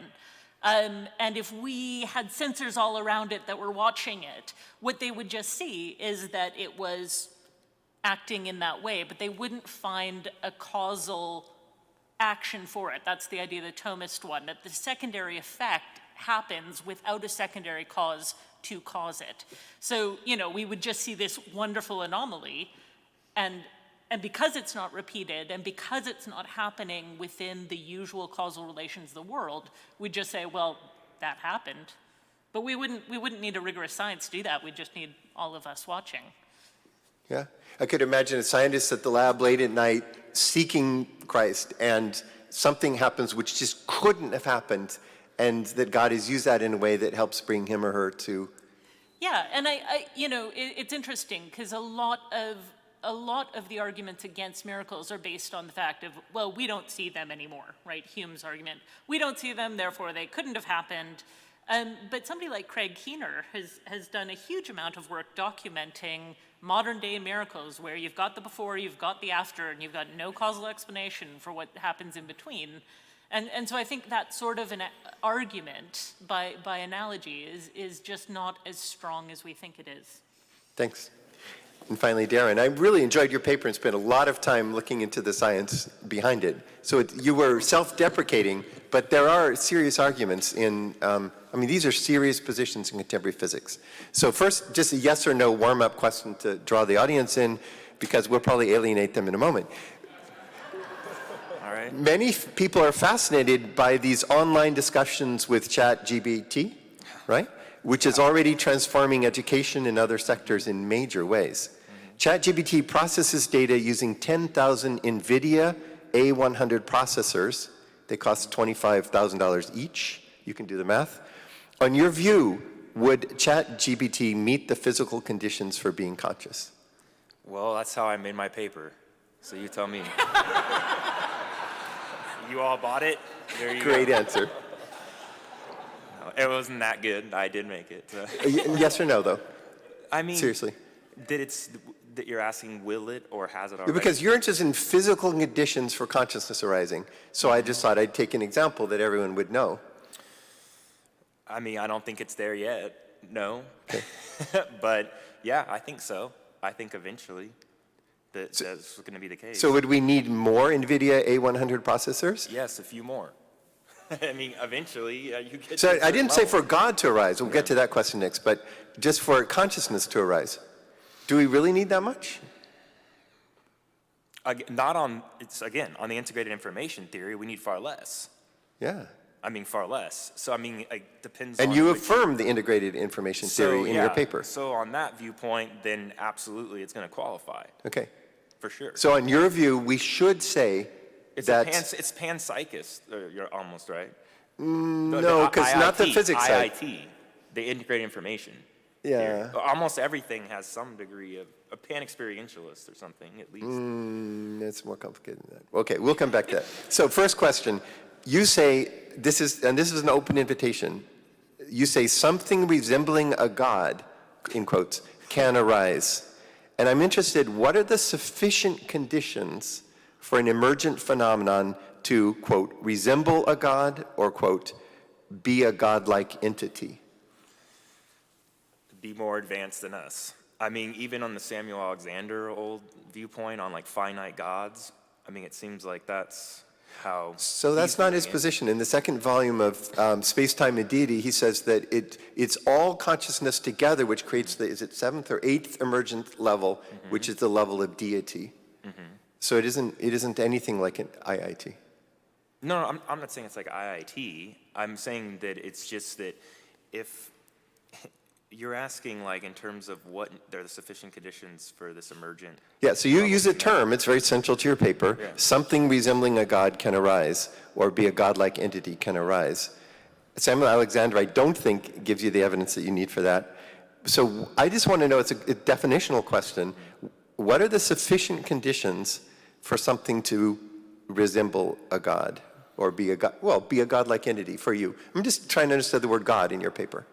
Yeah, so here's, I guess, a weird way to answer that and look at this, is that if you were, and tie in all of it, since I was talking about there being maybe multiple, right, universes that have come and gone in cycles, if you have a Boltzmann brain that's created sort of in the way I suggested, and then it is there able to somehow experience or witness, whatever that means, the creation of even other random things, those could function in some ways almost as like forms for the future, that it would want to recreate these things. So I think having a goal like that is critical, and then having some set of, right? Okay. Let's move on to science. I do think your paper is going to need first a specification of what makes something conscious. That's my next question. And then what makes something a godlike entity. And those can't be identical. Not everything conscious is a godlike entity, I would think. So I love the science. For me, the new science does inspire awe and wonder. Actual empirical science inspires awe and wonder as much as the speculations of the philosophers. So let's slow down and examine brains with an ANES, and then the transmission of information across universes. So I agree that, as you said to the audience a moment ago, a local increase in complexity could form, quote, a large membrane-like structure similar to today's cerebral organoid mats or nets. But wouldn't it take far more for it to be understood as, quote, a cogitating entity? So we have this reverse of the entropic move, and you get this complex membrane formed in space, it's spherical or whatever, just by coincidence, as it were, truly highly unlikely, 10 to the 10th to the 10th, right? But to say that's a cogitating entity doesn't follow unless you can tell us something more about it that would make it automatically a cogitating entity. You're totally right. And all of this was just wild, right, speculation in terms of, if I could answer these questions, for one thing, I'd have tenure. I would have tenure. So, in fact, you'd all be coming to my conference if I answered, what is consciousness? What is, so, I mean, you're right. I mean, I don't know exactly where I'd place like the threshold or the definition. So I think there's a theory of cognition where you could say that the arising of a membrane-like structure would be sufficient. Okay, the last one, your argument does require, quote, the hypothetical possibility of some information or even a conscious memory bank crossing over from one cycle of a universe to a new universe. Later you say, all that matters in this paper is whether some amount and type of information could cross over, and it seems that maybe some could. At the end of the paper, when you're talking about causation across eons, you're still writing, if it is possible. So let's just find out if it's possible. Let's presuppose multiverse theory is correct. Basic laws of physics, however, are different in different universes. So it would seem that even gravitational waves from one could not have causal effects on another. We had John Cobb and some others who were here did a conference some years ago where Alex Vilenkin, one of the originators of multiverse theory, was present. And I also had the privilege of working with Andre Linde further back. So they and Hugh Effort also deny causal influence because the laws are different. And we could talk about how they do say that multiverse works. And Roger Penrose, at least a few decades ago, held the same thing. So I'm not even clear how gravitational waves from a universe with laws of set 1 could have impact in a new universe with physical laws of set 2. Neither am I. All I was getting out of it from my research was that somehow it could affect, like what we see in the CMB, the cosmic microwave background radiation, these irregularities, which are going to allow for, like I was saying, kind of almost like nucleation type sites for some structures to come about. I mean, it was very vague, all the stuff that the little that was there that I looked into, and that's all that I could basically glean from that. I mean, certainly though, for the multiverse stuff, you mentioned Hugh Everett and all, I mean, not everyone buys into the many worlds, right, interpretation of the quantum scenario. So, I mean, who's to say that he's right? Okay, thanks. He did pretty much quit right after his PhD in terms of physics and cosmology. Yeah. So. We have till 11:30, or we end at 11. We should stay on schedule. So I want to give a chance for 2 or 3 people in the audience to raise a question, and I think there's somebody with a microphone, or how are you going to do it? Sherry, would you mind grabbing the mics, the free mic there, front row, turning it on? We're live streaming, so please make sure you speak into the mic. Thank you, Sherry. And Sherry, third row on the right. Sherry, oh, okay. Oh, I understand that physicalism is dependent upon, well, presumes causal closure of the physical, and further that such causal closure of the physical is set in the context of the logic of actualization, of logic of the actual, of Boolean logic, and that from that presupposition in terms of, say, physicalism, then we take contemporary science and certain developments in cosmology, and then people get into, from that, multiverses and other kinds of discussions. And it strikes me that, speaking as a physicist, all this is most interesting, and you get into these speculations of multiverses upon other things to extreme complication, and by that initial commitment to such Boolean description, a limitation of logic at the most fundamental philosophical level and logical level, that here one has led to what I'm reading almost as being a satire on multiverses. Thank you. Thanks for your comments. Professor Godehard Bruntrup, and welcome, Godehard. We studied together in Germany many years ago. Many years ago. It doesn't seem to follow from IIT that ChatGPT is conscious, because according to IIT, he can always build a machine that acts perfectly as it were conscious, but isn't, if the process of information is not integrated, but just linear. So you could build a machine that perfectly passes the Turing test, which is basically ChatGPT. And even though it perfectly passes the Turing test, it would not be conscious. That's an entailment of IIT. So it's perfectly possible that the machine we are using to produce the ChatGPT-3 are not conscious at all, and that's perfectly consistent with IIT. Do you know the answer? I didn't hear a question. So I agree with him. But Yeah. no, the programming of ChatGPT-3 is sufficient, recursive enough, that it passes the requirements of IIT, I would say. Okay. He said causally. Seems like, Philip, you know a lot more than I do about that. Well, I'm being told by the organizer that we should take the last question and then move to the break, and I see a woman toward the back.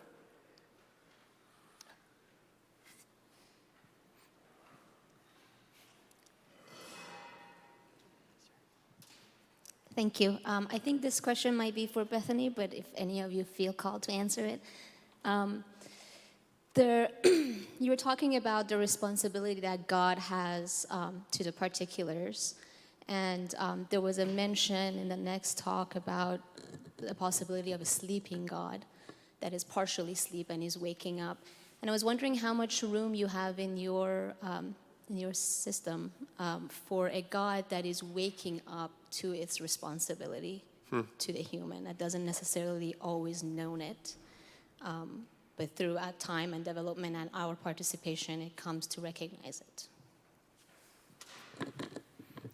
Wow, that's a wonderful question and not one that I've ever considered before. But given the idea that God experiences the universe temporally, and God is surprised by new things coming about within the ranges of possibility, then I think that there would be a learning process as God interacts for the very first time with a new entity. So whether that's, you and I, or the very first human, or the very first, living organism. So I do think that there is a sense of growing and a sense of risk where even knowing all, loving all, there's still room for especially when you start thinking about multiple possibilities, that there's A, B, C, D, and each of them could be good in one way and bad in another way. There's going to be a continual working out of how to actually enact the purposes God has for creation.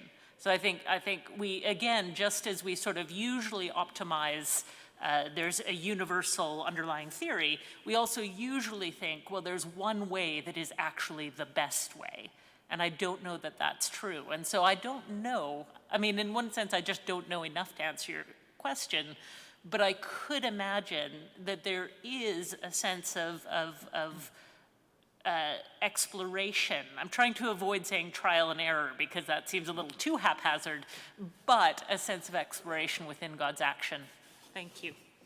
Your papers were a fantastic way to launch the conference. Please join me in thanking our three panelists.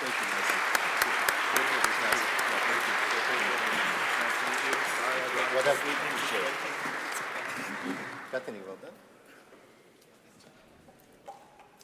Well, friends, we're now moving into a roughly 30-minute break. We're going to start right on time with the second session at 11:30. Please note, I'm told there is a Mercedes parked illegally in the parking lot. It's up on the sidewalk in an undesignated space. It's a great car, but please park like everyone else.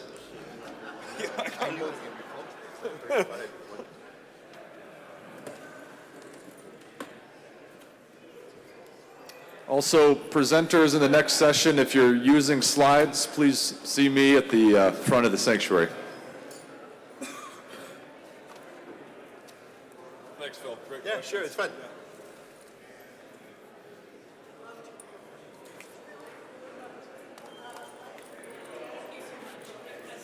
Oh, good. Oh, I know, but you did great. Did you stay all the way through last night? Or did Yeah, you? pretty much, yeah. Which was 11 or? Yeah, well, a little before then. I got to bed around 11. So, yeah, it was good though.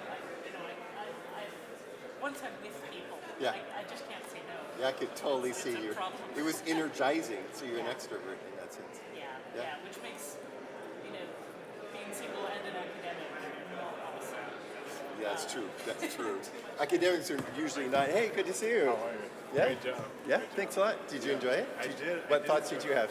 Okay, so the ChatGPT can Yeah, what do you think? consciousness be programmed? And then the question followed to that was consciousness evidence of God's miracle? Even though God like you could say God programs consciousness, but he gives us free thought as well.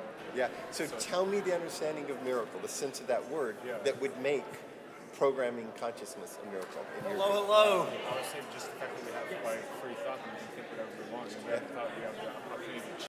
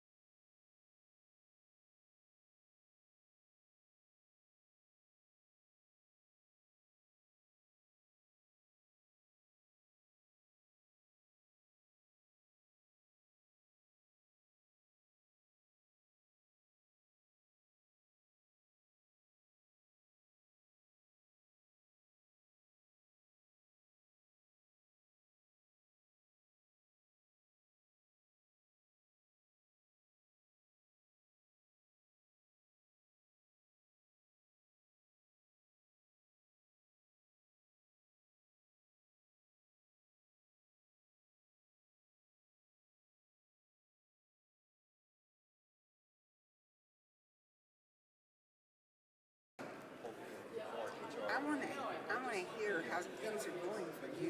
Yes. I'm eager to catch up. Yes, we will have to. They're going, the short stories are going well. They're going very well. Good.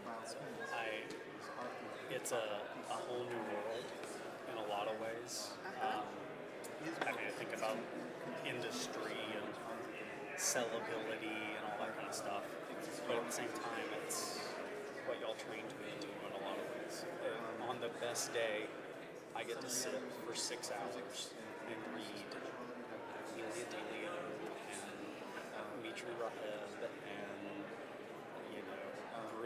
brilliant people, and ask them questions and send them to them and say, if you don't answer this, you have a hole in this job. So let's talk. And we have great conversations. So I'm getting to learn. It's wonderful. I'm completely contrary to where I was in Berkeley. My boss and very supportive. And like, for instance, this conference. I got invited to this conference. You're speaking when you're the mic. Just keep that in mind. Oh, great.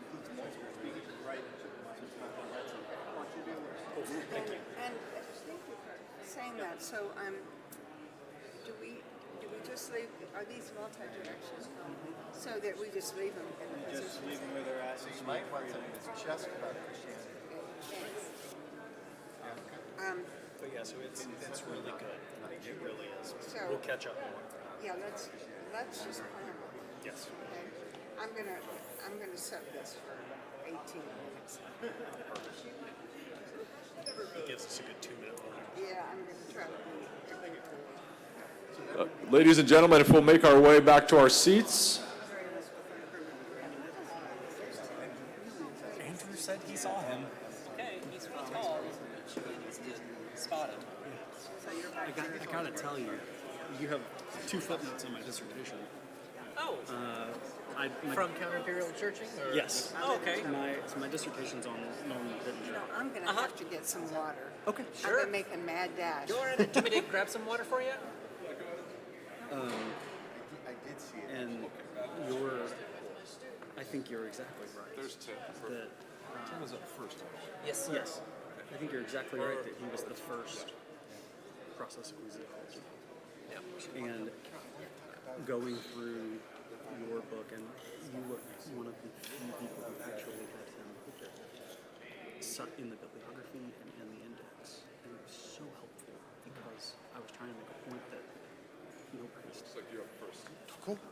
Yeah. Is it just right there? Well, it's like the School of Thought continues, but then everyone who wasn't officially part of the Is this her Center for spot Process School of Thought, just kind of gets Just as rumor. guys, I mean, like, just as a reminder, make sure you speak into the mic.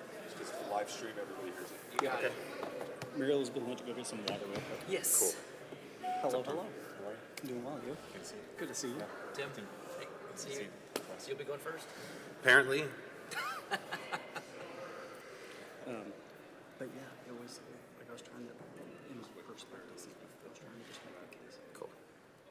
This dissertation advances things. And I was like, see, I'm not the only one who thinks Pittenger, just no one did. I just finally have proof of it.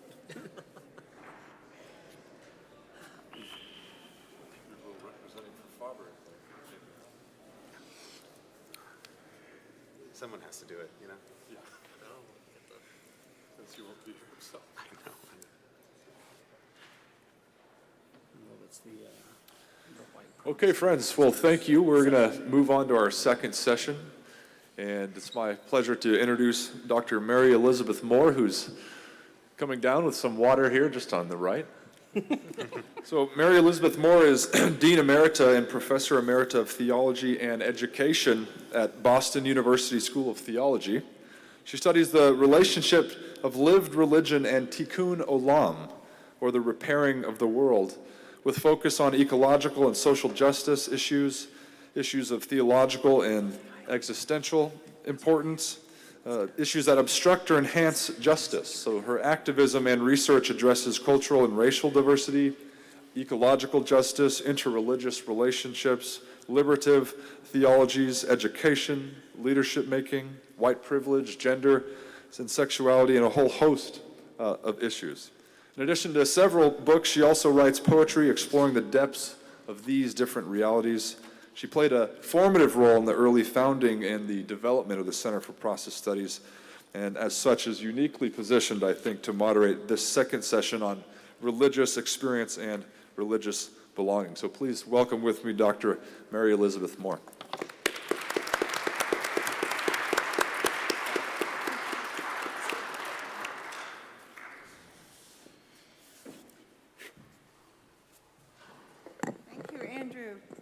Thank you, Andrew, for proceeding while I ran for my water. Welcome. We have 3 very interesting papers today, so I look forward to a great session.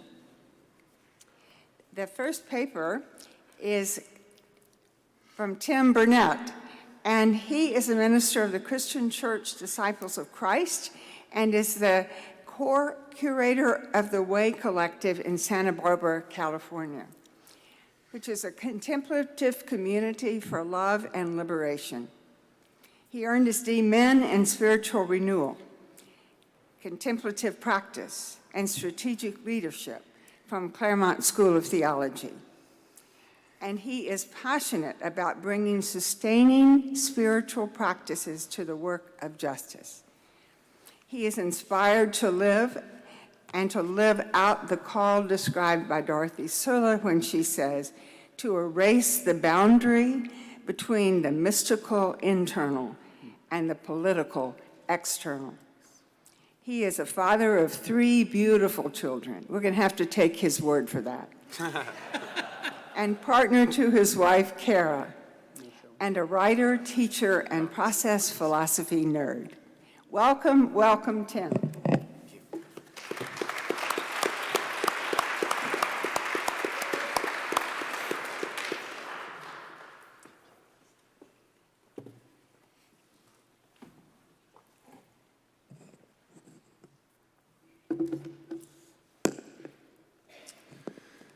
Thank you, Dr. Moore. It's wonderful to be here, and we're going to launch into this. So, let's fill this here. I'm trying to find a good spot for this. That's not going to work. Nearing the end of the 20th century, German liberation theologian Dorothy Sulla recognized that there had been very little examination on the relationship between mystical experience and societal and political behavior, noting that much of what gets broadly categorized under the umbrella of something like perennial philosophy seeks to analyze the soul and God alone without any social analysis.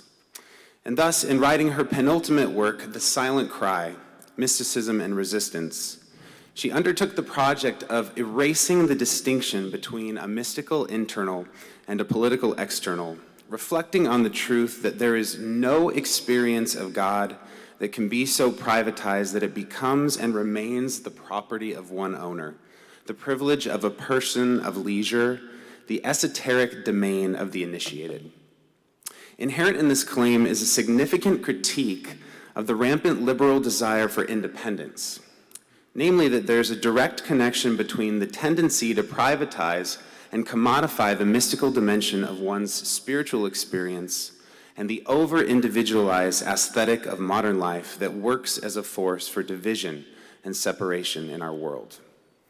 Sulla's was a prophetic voice who, more than 4 decades ago, decried an emergence of American fundamentalism that she called Christo-fascism, which she saw as a soft fascism whose characteristics of chauvinism, nationalism, international militarization, racism, violence, and anti-communist sentiment were not enforced, but rather freely bought by the public. In this observation, she offers us a rich history from which to create new resonances and responses from a contemporary process perspective that are just as relevant in resistance to a post-January 6th riot world as they were in last century's seminal Christo-fascisms. Contemplative process bodyings of non-duality in their metaphysical and communal applications have the potential to act as forms of mystical resistance in line with Zola's solicitation to erase the distinction and oppose the bifurcating tendencies of our society's late capitalist neoliberal ideals and their corresponding theocratic movements. In essence, we must ask what relations exist between the mystical and the political, and furthermore, how something like the affect of the mystical yield of non-duality can relate to the societal temptation toward privatization. Thus, as Zola has created an opening for further reflection, specifically that we need both the inner light of being one with every living thing and the resistance against the machine of death. Both mysticism and resistance must be commingled together in a critical harmony of a processual non-duality with a communal embodied metaphysic. With an acknowledgement of a metaphysical process phenomenology of value-laden becomingness, and a call to the resistance of societal forces of bifurcation through creative, collective problem solving with an urgent call to love, we have the potential not to send ourselves off into some non-dual ether, but to ground our becoming lives in a convivial, organic, and embodied praxis of liberation. Before we progress, it might be helpful to inquire of contemplative author and teacher Cynthia Bourgeau's clarifying of the nature of non-duality. In her book, The Heart of Centering Prayer, she opens the question of non-duality in this way. There's a general vague agreement that non-dual has something to do with no separation. But what does this mean exactly? Does it equate to a mystical experience, like make me one with everything? A philosophical monism, it's all one? A transcendence of polarity or an elimination of polarity? Can you still think in a non-dual way, or is that an oxymoron? Is it the same thing as permanent enlightenment? Is it the falling away of the self?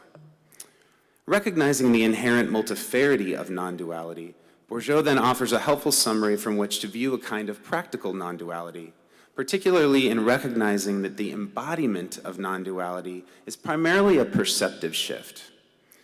She writes, rather than perception through differentiation, the programming used by the cognitive mind, one begins to perceive through holographic resonance, the capacity to sense the whole pattern as a single unified field. Of course, one then sees from wholeness, i.e., non-separation. So in Bourgeau's definition, to be a non-dual practitioner is essentially to enflesh an increasing capacity to see from unifications, from the multifarity of one's vast types of experiences, utilizing their interconnection as a kind of perceptual vantage point.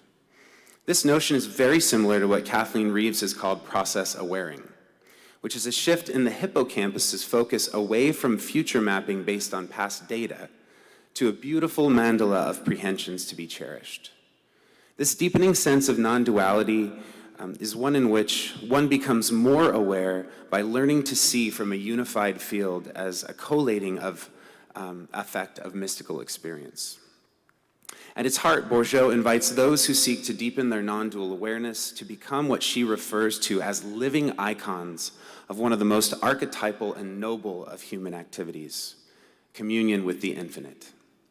This communion must be something beyond a sole emphasis on either Western I-thou or Eastern I conceptions of mystical experience, precisely because a process conception of non-duality is a dynamic one, including both emphases in what Roland Faber calls a world-oriented divine all-one that expresses itself as a self who is essential relationality.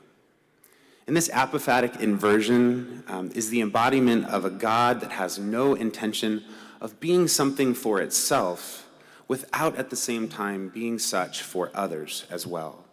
This God has no intention of being some dark mystery behind all differences, but is always already living as self-transcendent creative love, as a divine creative indifference that insists on life. Thus, contemplative process bodyings of non-duality show themselves to be a communion with the infinite that is always already a mystical enfleshing, an embodiment of a non-dual insistence of a divine manifold who calls us to live more fully from the most natural of perceptive modes, seeing from the all-one. In a catalytic sense, the question of erasing the distinction between the mystical internal and a political external by seeking some non-duality is a metaphysical question, beginning by noticing how reality convenes its infinite bodyings and organizes its societies, how the nest of reality gives birth through an interconnected web to more intense forms of experience and life. We can come to see how non-duality is hidden in plain sight as the very nature of a collective becoming that frees us from our individualistic addictions. Coming to know the freedom of being an entirely living nexus that is soaked through to the marrow with an adventurous novelty that is somehow indicative of the whole can lead us down a mystical path toward coming to brush against the very source of this phenomenon of our innate and relational beauty, and into a dynamic posture that becomes a conduit for divine love to flow more freely through us. In summarizing what many consider to be his pinnacle work on the spiritual life, New Seeds of Contemplation, mystic Thomas Merton closes the final chapter by developing out a theopoetic phenomenology that he refers to as the cosmic dance.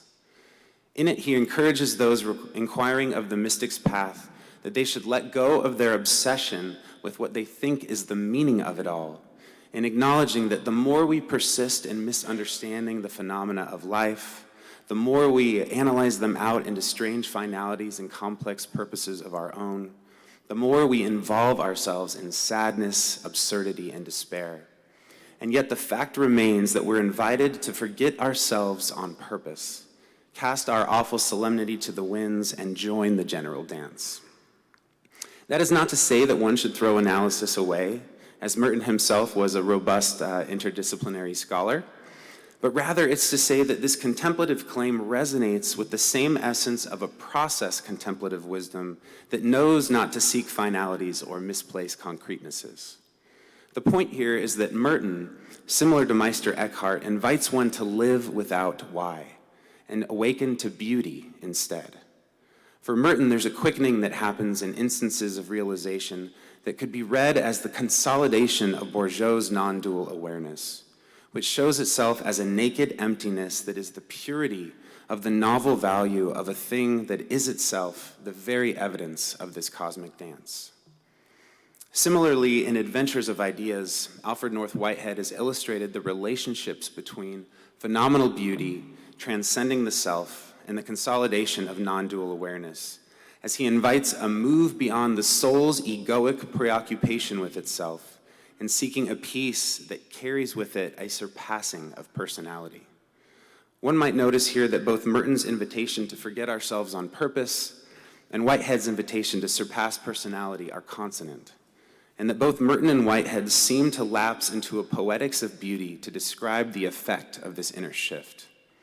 Whitehead notes that what emerges in this type of mystical posture where the self has been lost is primarily a trust in the efficacy of beauty, which is itself another value-laden self-justification that introduces a kind of faith that transcends reasonable inquiry in its experiential irrationality. For Whitehead, this widening comes as a gift, as an experience of a positive broadening of feeling due to some deep metaphysical insight, namely a direct connection with an infinitude beyond boundaries of self and non-self, or even of individuality and communality. Thus, perhaps Bourgeois' invitation to a non-dual communion with the infinite invites a process relational broadening into a mystagogy of becomingness, where one can attune to the realization that reality is a flow of value and that we are always situated within a mandala of available prehensions of beauty. And furthermore, that the nakedness of instantiating this communion within as this beauty is an invitation to a mystical embodiment of a living phenomenology that resists hegemonic forces that not only seek to commodify experiences, but also those forces which privatize internality as a contrast to the beauty that each of us in our personhood are, which is nothing but an intimation and instantiation of relationality.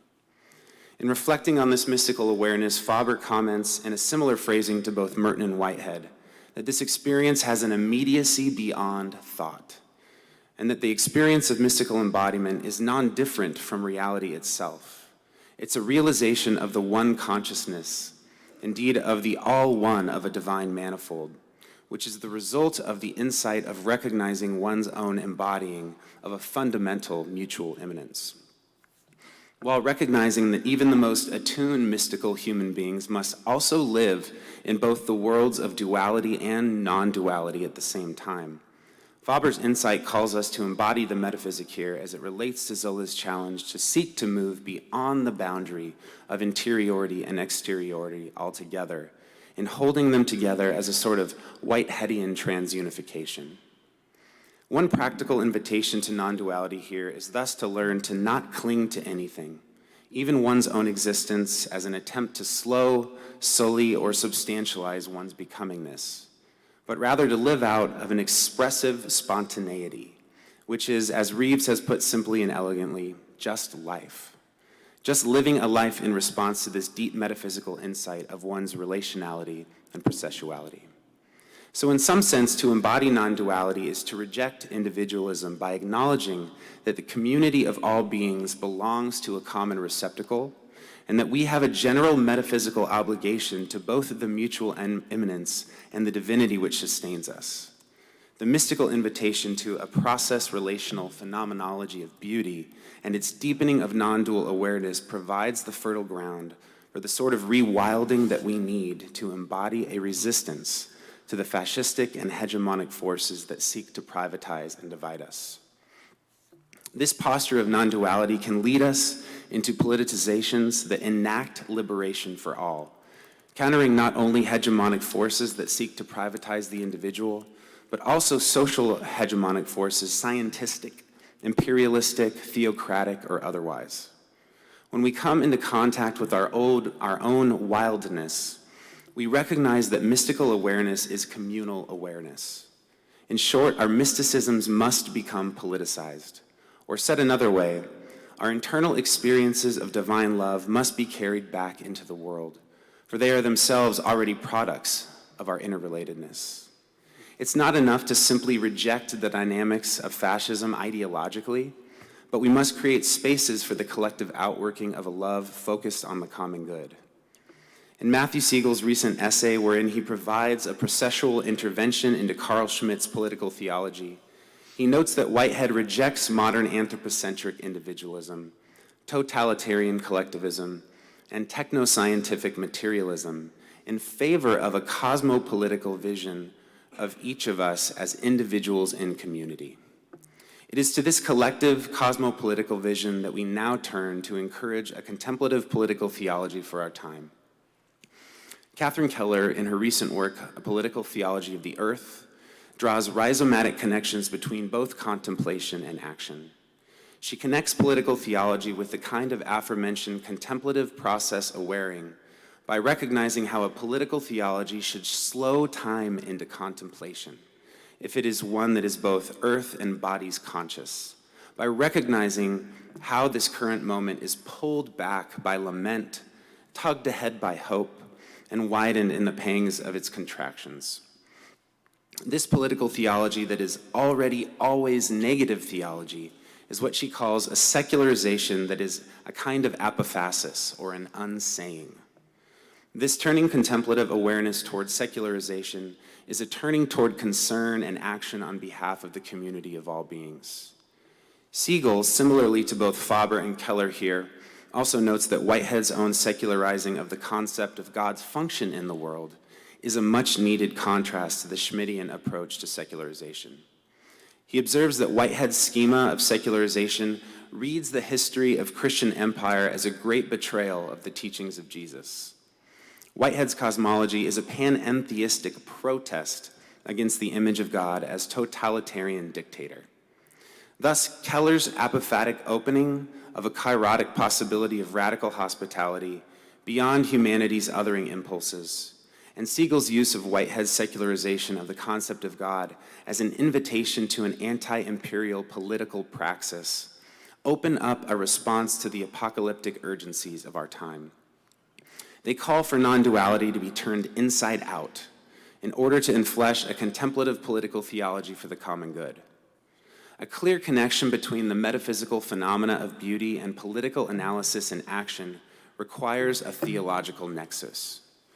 Siegel recognizes this divine thread as running through both speculative cosmology and political theory in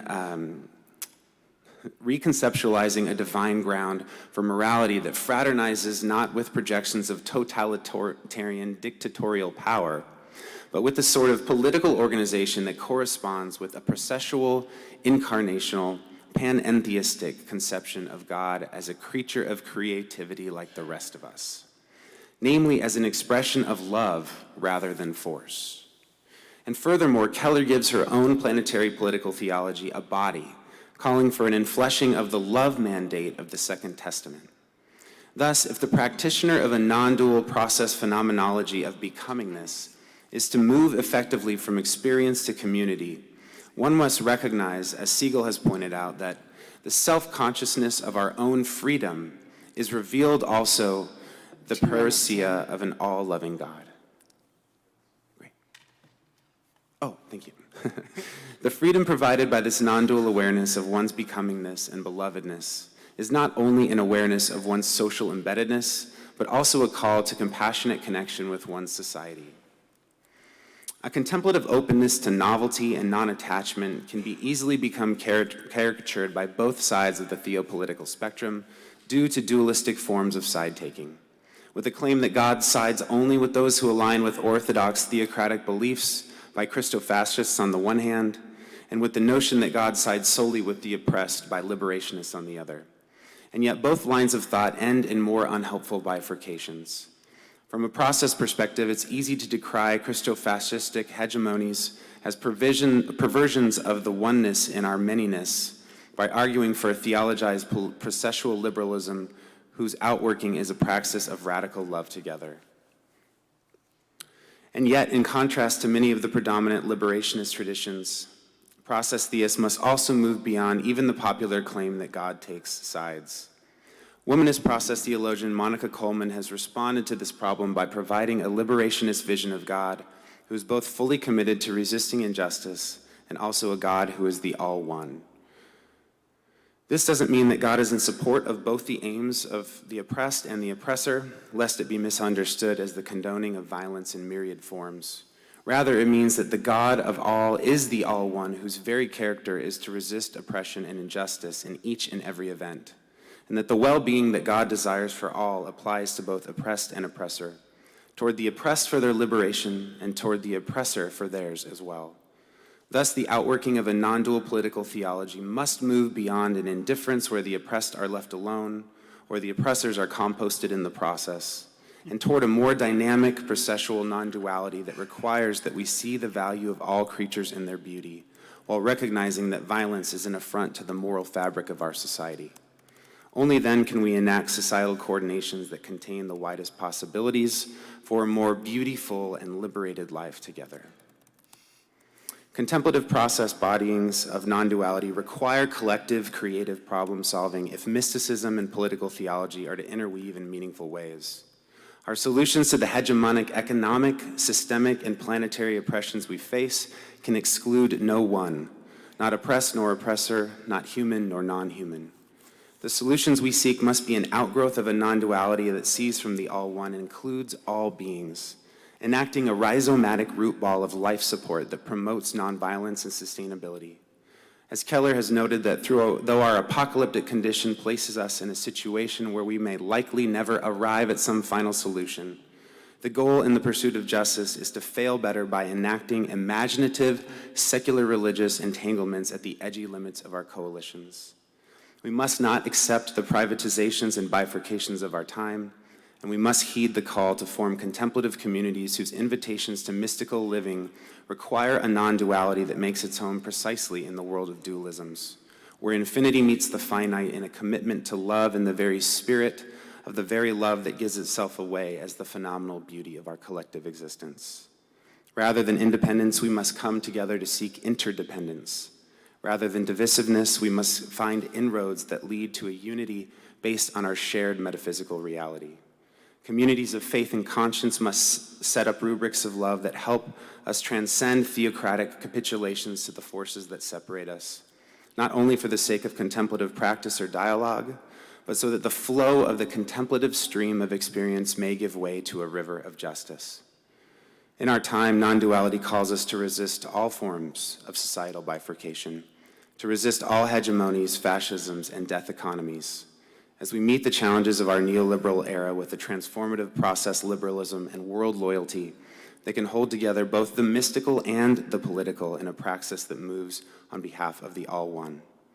If non-duality is to become any form of resistance at all, it must become the kind that works to unhinge both the internal and external oppressive forces that choke our entangled life together, so that more conduits of divine love can flow freely for the liberation of societies, of societies, of societies. Thank you.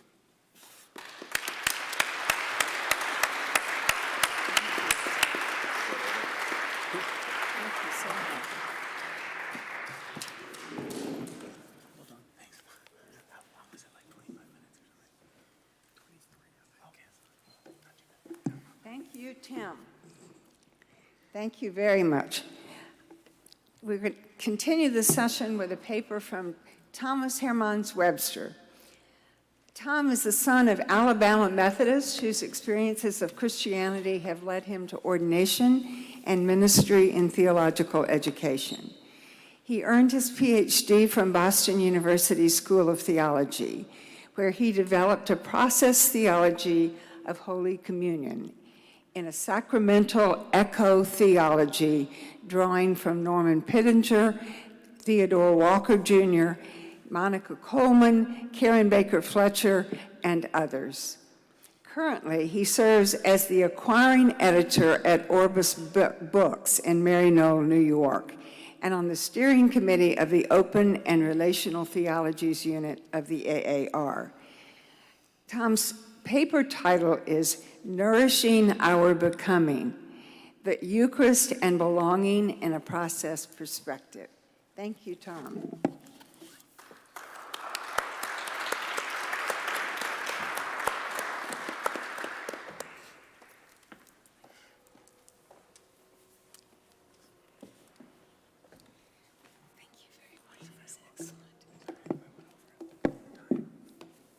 You weren't kidding about this laptop.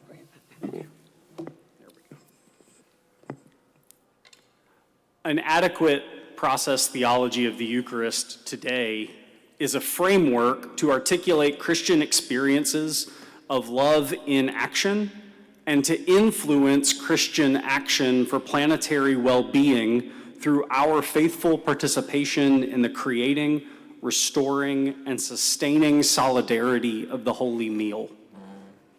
Norman Pittenger's process theology of the Eucharist grows from two central convictions. First, sacramentalism in the right sense is both natural to human beings and natural to the world, and it is also the way in which God works in the creation. Second, Eucharistic worship is the characteristic action of the Church. The first conviction concerns the presence of Christ in the Eucharist meal. And the second conviction concerns the relationship of the Eucharist meal to the living organism known as the Church, the inspired and emerging communion of divine, human, and other than human people who participate in and bear witness to Jesus Christ's influential presentation of love in action for the life of the world. Following Bernard Lee, process, and indeed all, ecclesiological inquiry should begin from the recognition that the Church is always already influencing the world by its participation in God's love in the Christ event. Questions of Christ's presence and influence in the sacraments, then, ought to be focused on enriching the Church's influence through loving participation in the Christ event. Like his contemporary Lee, Pittenger shifts sacramental theology away from static notions of presence that set up theological mistakes like transubstantiation, consubstantiation, and memorialism. Pittenger connects natural sacramentalism with the liturgical movements of the Eucharist: offering, giving thanks, breaking, and giving. Church becomes a society that experiences the world, offers its local embodiment of our interrelated world to God, and receives that offering and more back from God through the indwelling of the Holy Spirit in the new moment of creative advance. For Pittenger, the pulsing pattern of offering and receiving embodies a deeply penetrating affirmation of the essential goodness of life and creation, redeemed by God as well as created by God. God transforms the offered bread and wine from token gifts from the world into the tokens of Christ himself for the world in creative love. The divine action in the Eucharist does not annihilate the bread and wine from being the good realities in the order of creation that they are. Neither God nor the rest of the cosmos need bread and wine to be transformed into the actual body and human flesh and blood of Jesus of Nazareth in order for Christ to be present in the world. For Christ is present to each becoming event, including the most trivial puff in far out space. Within natural sacramentalism, Pittenger argues that Eucharistic worship becomes a structure for recognizing, proclaiming, being grateful for, and participating in the ways that the God of all creation and the God of the oppressed has partnered with all creatures to bring forth, sustain, restore, and beautify the world through love and action. The second conviction of Pittenger is that Eucharistic worship is the characteristic action of the church, far from excluding the non-liturgical traditions of Protestantism. Pittenger here argues that in Eucharistic worship, Christians remember in faith, make present through love, and order our lives in hope for fuller participation in Christ's own incarnating love in action for planetary well-being. Eucharistic worship nourishes our becoming by cultivating a humble attention to how other humans, other than human creatures, and Holy Spirit all bear witness to Christ's presence, and how they make the influential experience of Christ possible for each of us now. Participating in Eucharistic worship, the in-Christed community experiences conviction and forgiveness of our own failures to love through the grace of Christ who unleashes love into our midst. Forgiveness of sin within the context of this meal frees Christians for joyful participation in God's holy relationships and reorients Christians to recognize how all meals reveal and enact a vivifying and joyful love for the world. Pittenger's description resembles Whitehead's development of canonization at an intersubjective level. Pittenger argues that Eucharistic worship in the present orders life's intensity and freedom to make it possible for the world to experience and flourish in a greater intensity of love over time than we currently experience. In Pittenger's natural sacramentalism, regular celebration of the Eucharist meal structures life in Christ for planetary well-being within the pattern of offering and receiving with God and our creaturely kindred. The meal prioritizes never-ceasing exposure to the love of God by making Christ influential through the power of the Holy Spirit. The Eucharist meal reveals God's loving activity gracing the world beyond, with, and through our lives to bring about a transformation, transfiguration, and reorientation of the present into the divine reign of love. The liturgy helps us to see that we do not need to go out of this world to know God, Pittenger writes. And as Karen Baker Fletcher reminds us, we cannot abandon the dust of the earth and still experience God's fulfillment of the Spirit's healing, creating presence. The transfigured world cannot be thought of as far off and remote to the needs, sufferings, passions, desires, and lives encountered in our present meals. The Eucharist meal, then, is a foretaste of the otherwise world that lures church into new patterns of living here and now. Yet, the eschatological reality of the Eucharist, as M. Sean Copeland reminds us, resists both the reduction of human praxis to social transformation and the identification with the gospel with even the most just ordering of society.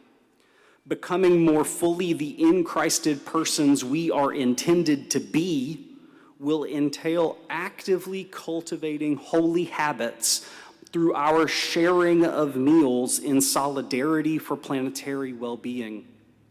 Eucharistic worship is and inspires Christian action in and for the world.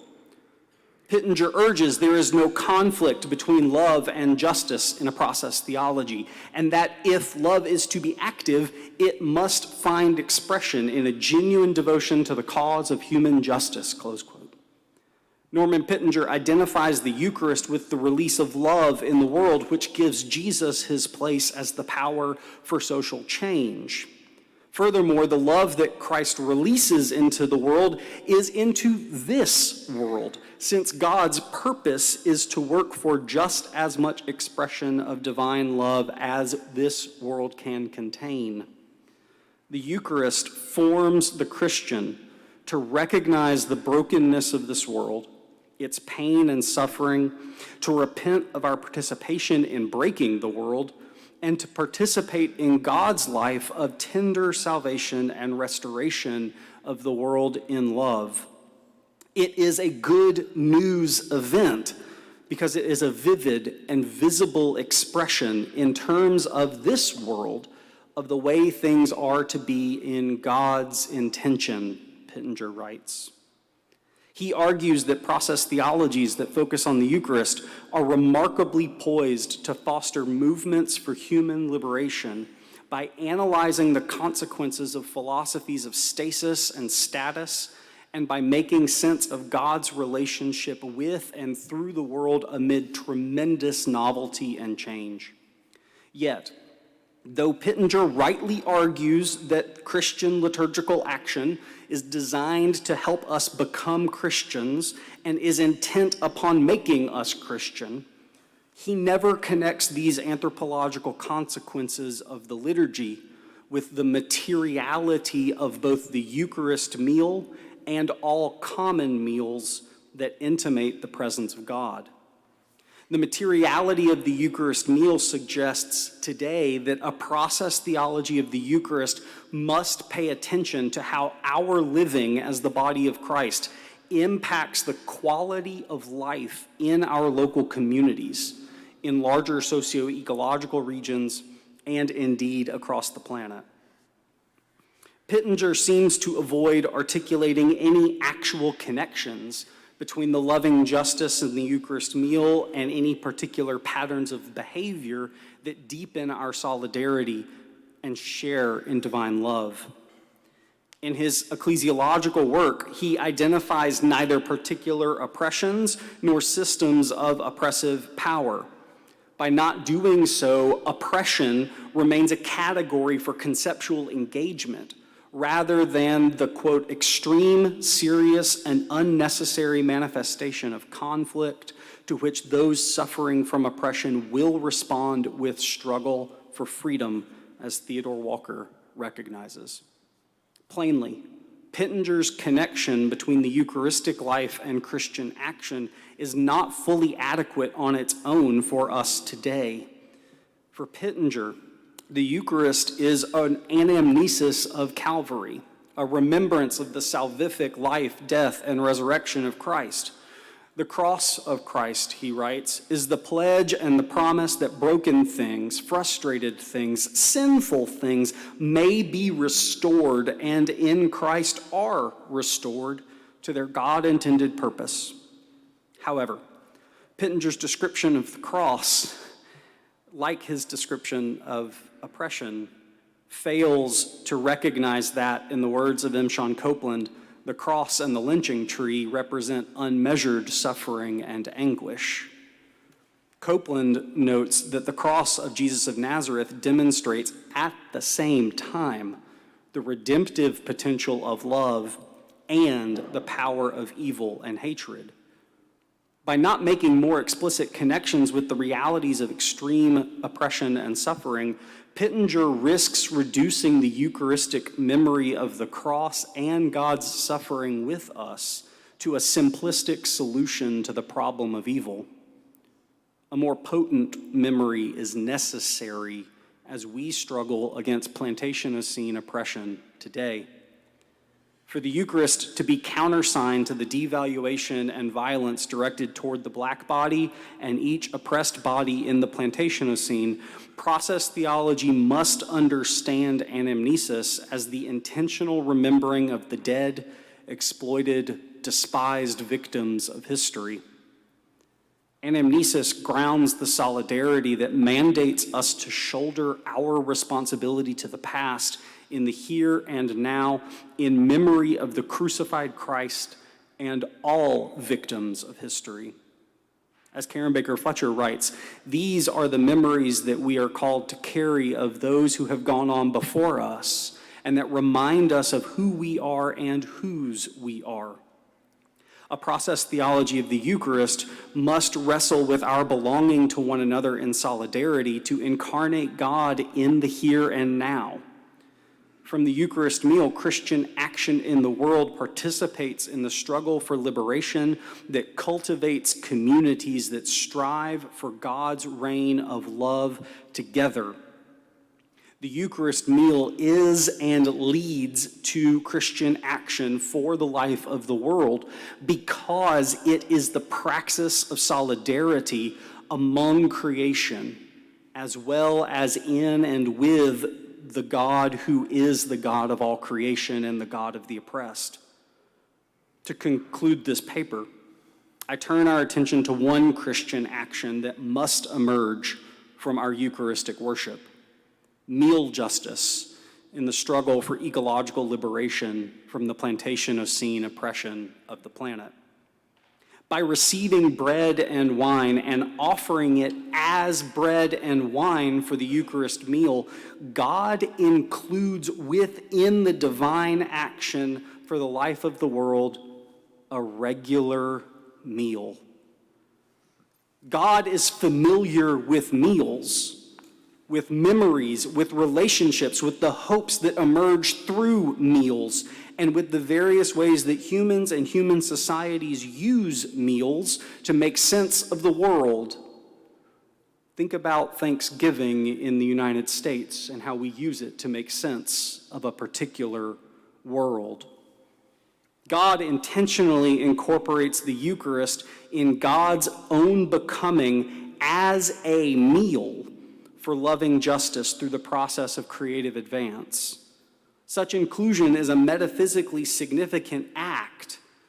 Meals fill the consequent nature of God.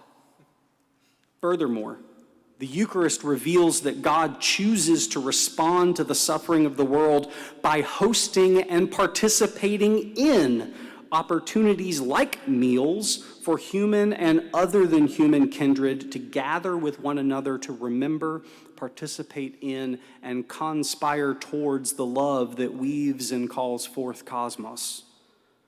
In the Eucharist, Christians are called to recognize how our in-Christed solidarity makes a world transfigured through love in action possible for all other meals. The world is not only transfigured at that table. The gathered body of Christ become participants in Christ's holy solidarity with the broken, the despised, the disappeared, exploited, and killed of the world precisely because church happens in our own breaking, pouring, and sharing of bread and wine, making Christ present in love for the world in our midst. As Christians recognize and live into Eucharistic solidarity with one another and all our kindred, we experience that hope is not only in the future, hope is in the present, stirring up in us desires to live into worlds that are other than the present schemes.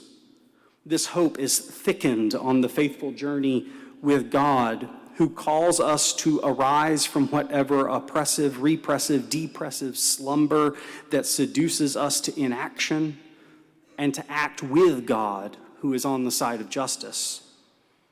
Through the encounter with love in action in the Eucharist meal, attentive eating of all common meals emerges as a habit that seeks and enacts holy food justice as part of what it means to become Christian for the world. Attending to the memories, hopes, and relationships of all common meals will reveal the many ways that we are entangled in the devastation of anthropogenic climate change, and the many ways that we are entangled in the Spirit's healing, creating presence on earth that means we do not have to accept injustice and abuse while we wait for some better life in a world beyond the present. In the Eucharist, Christians experience the dead, exploited, and despised victims of history as our kindred at the table. And these experiences reorient our individual and interrelated becomings. Reorienting the eating church is an intentional commitment to restoring relationships with one another in God's loving justice that participates in Christ's attentiveness to each human and other than human person. The utterances of the oppressed begin to emerge through meals beyond the Eucharist table as Christians awaken to our solidarity with those who suffer the isolating cruelties of oppression in the Plantationocene. Attentive eating becomes a practice of solidarity in the face of the whole highly resistant network of sin and selfishness that leads the church to question the sick and inordinate desires that maintain those structures. In this confrontation, our kinship with one another at the table, with the growers, with the butchers and grocers, with cooks and the food itself becomes a material threat to the Plantationocene's liturgies of breaking social bodies for commodity profit. As Christ is made present through the church in the Eucharist meal, we can still live and bid others live because we are drawn into covenant with God and all creation, within which to give one's life for others is ultimately to save one's life. In the Eucharist meal, church learns and teaches how to seek, recognize, and live through creative love with oppressed peoples in our world, including the oppressed peoples within the church. The Eucharist meal evokes a whole narrative of who matters through the eating, as it depends on God's action with and through the beloved lives of humans, wheat, grape, yeast, water, soil, wind, and sun.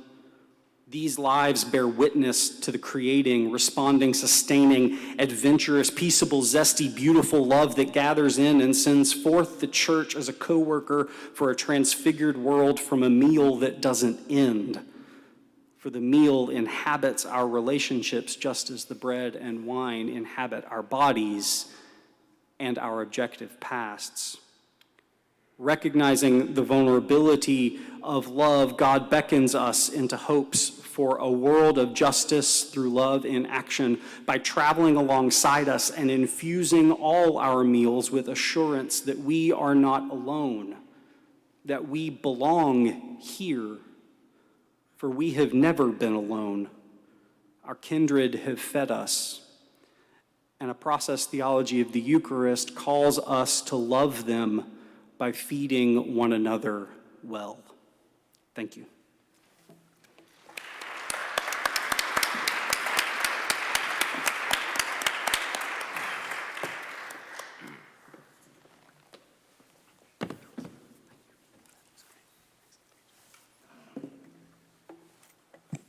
Thank you, Tom. And now we welcome the third T. This is Reverend Dr. Timothy C. Murphy, who is a minister, scholar, activist. He is responsible for the spiritual life of the church at the present time through preaching, teaching, and pastoral care, serving as executive head and administrator of church staff. Prior to accepting the call to serve Plymouth Church as its senior pastor and teacher in August 2018, Timothy was most recently served as transitional pastor of the Church of All Peoples, the Christian church, the All Peoples Christian Church in Los Angeles, California. He previously led Progressive Christians Uniting, a faith and social justice organization based in Southern California. He was executive director for 3 years there, focusing on the areas of mass incarceration and climate change. He has also taught courses at Claremont School of Theology in the areas of religion, ethics, and politics. Timothy is the author of Counter-Imperial Churching for a Planetary Gospel. I'm going to repeat that so it soaks. Counter-Imperial Churching for a Planetary Gospel.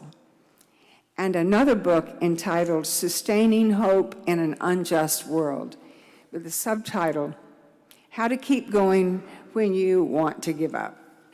The title of his paper today is Process Relational Good News, and welcome, Timothy.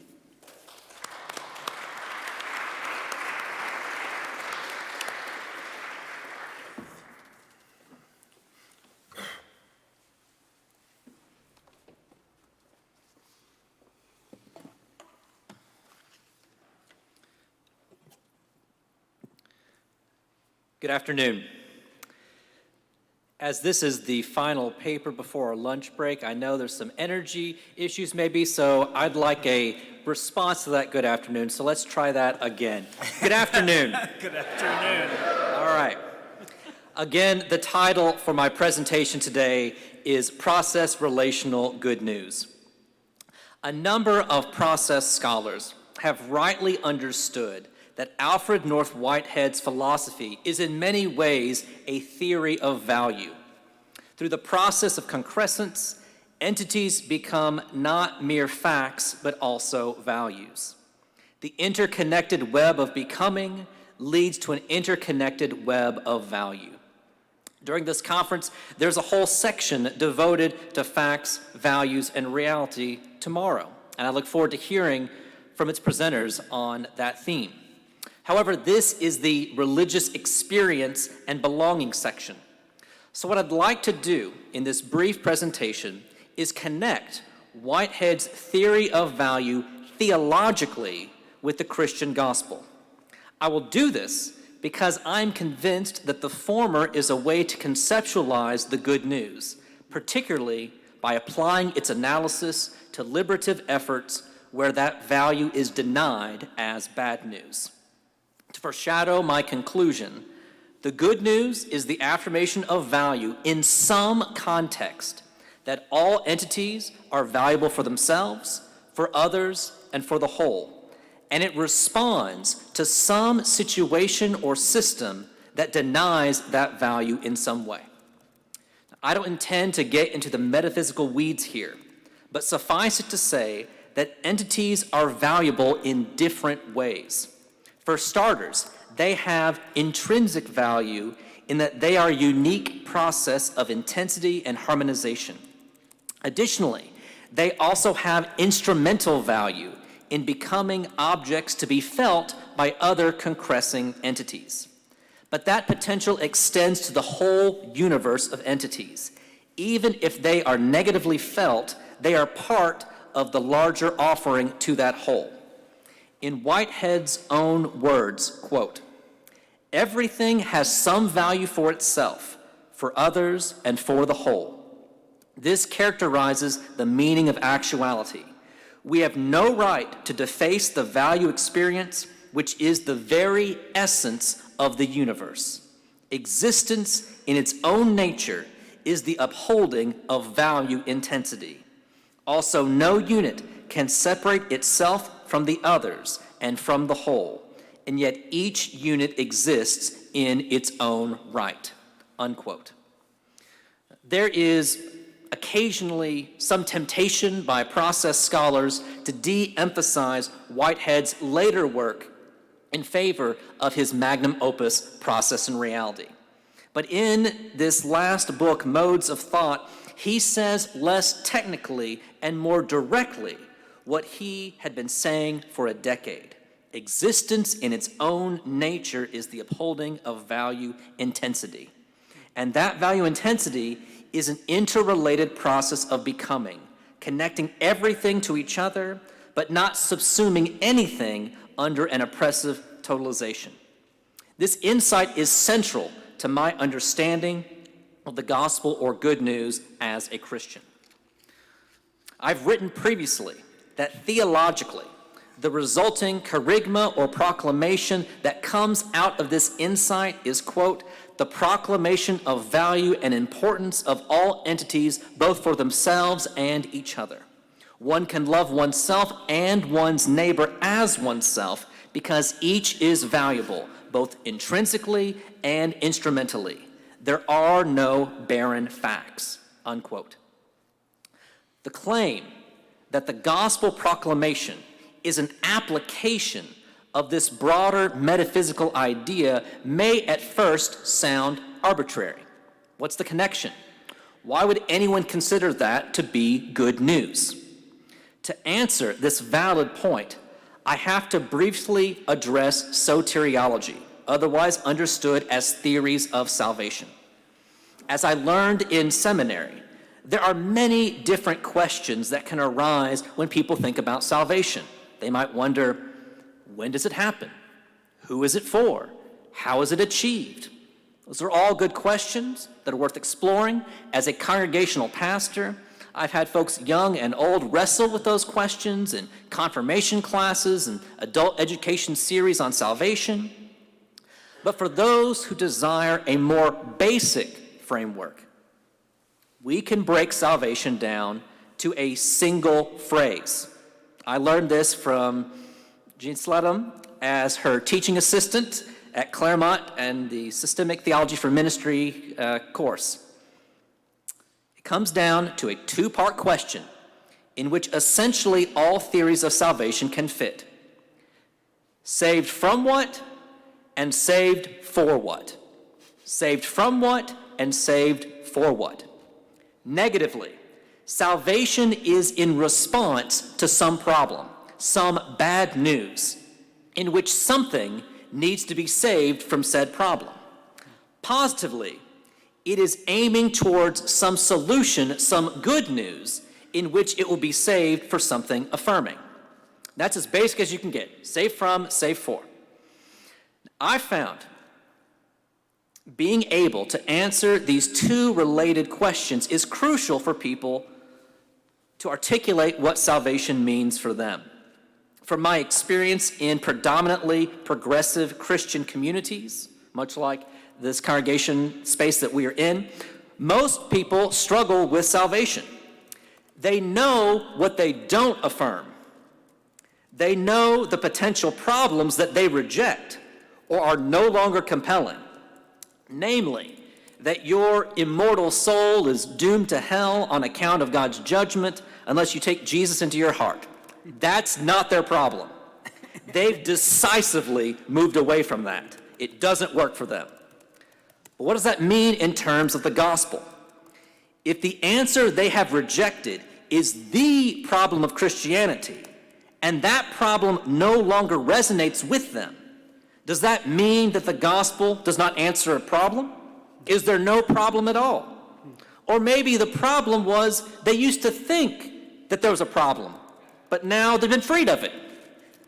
Without an alternative theory of salvation, a saved from something, then there's no problem to which the gospel offers an answer. Take it or leave it, doesn't really matter, or call you to anything or anyone. But for something to be experienced as good news and be compelling good news, it must address some felt problem. If there's no problem, any potential good news is just information. Take it or leave it, whatever. At this point, you may be wondering, how does this connect with Whitehead's theory of value? Well, over the years, I've noticed a consistent pattern. It's been true in confirmation classes, in educational series, in social justice activism, in organizing, in reading the news, and observing problems in our society and larger world. Every example of bad news that I've heard others identify or been able to identify for myself is some instance of one or more pieces of a process relational theory of value being denied. Someone or something needs to be saved from not being valued for themselves, not being seen as valuable for others, or not being felt as valuable for the whole, consistently. Sometimes it's just one of these elements being denied, and sometimes it's a combination of them. This is especially applicable when we have a liberative understanding of what the good news entails. Following folks like Monica Coleman, I found it highly fruitful to combine process and liberative theologies. For me, this is particularly true when it comes to understanding salvation, especially in response to the social evils of power dynamics like racism, classism, militarism, and ecological devastation, taking a note from the new Poor People's Campaign of recent years. Allow me to give a few examples of how I see these elements working. For instance, there might be the bad news of workers being exploited on the job by management, which is seeking to maximize their profits and maintain their decision-making control of labor. Now, it is the case that management sees workers as having instrumental value. They do this by viewing workers as a means to enrich the company and themselves. There is connection there, oh yes, but it is an oppressive connection. What is missing is the recognition that workers also have intrinsic value, which is being ignored through their exploitation. They have rights and needs independent of their profit extraction potential, such as seeking a good quality of life and work that provides agency. Moreover, workers may be socially isolated from the broader community, members of which may not be aware of what is happening, or alternatively, may be numb to their plight.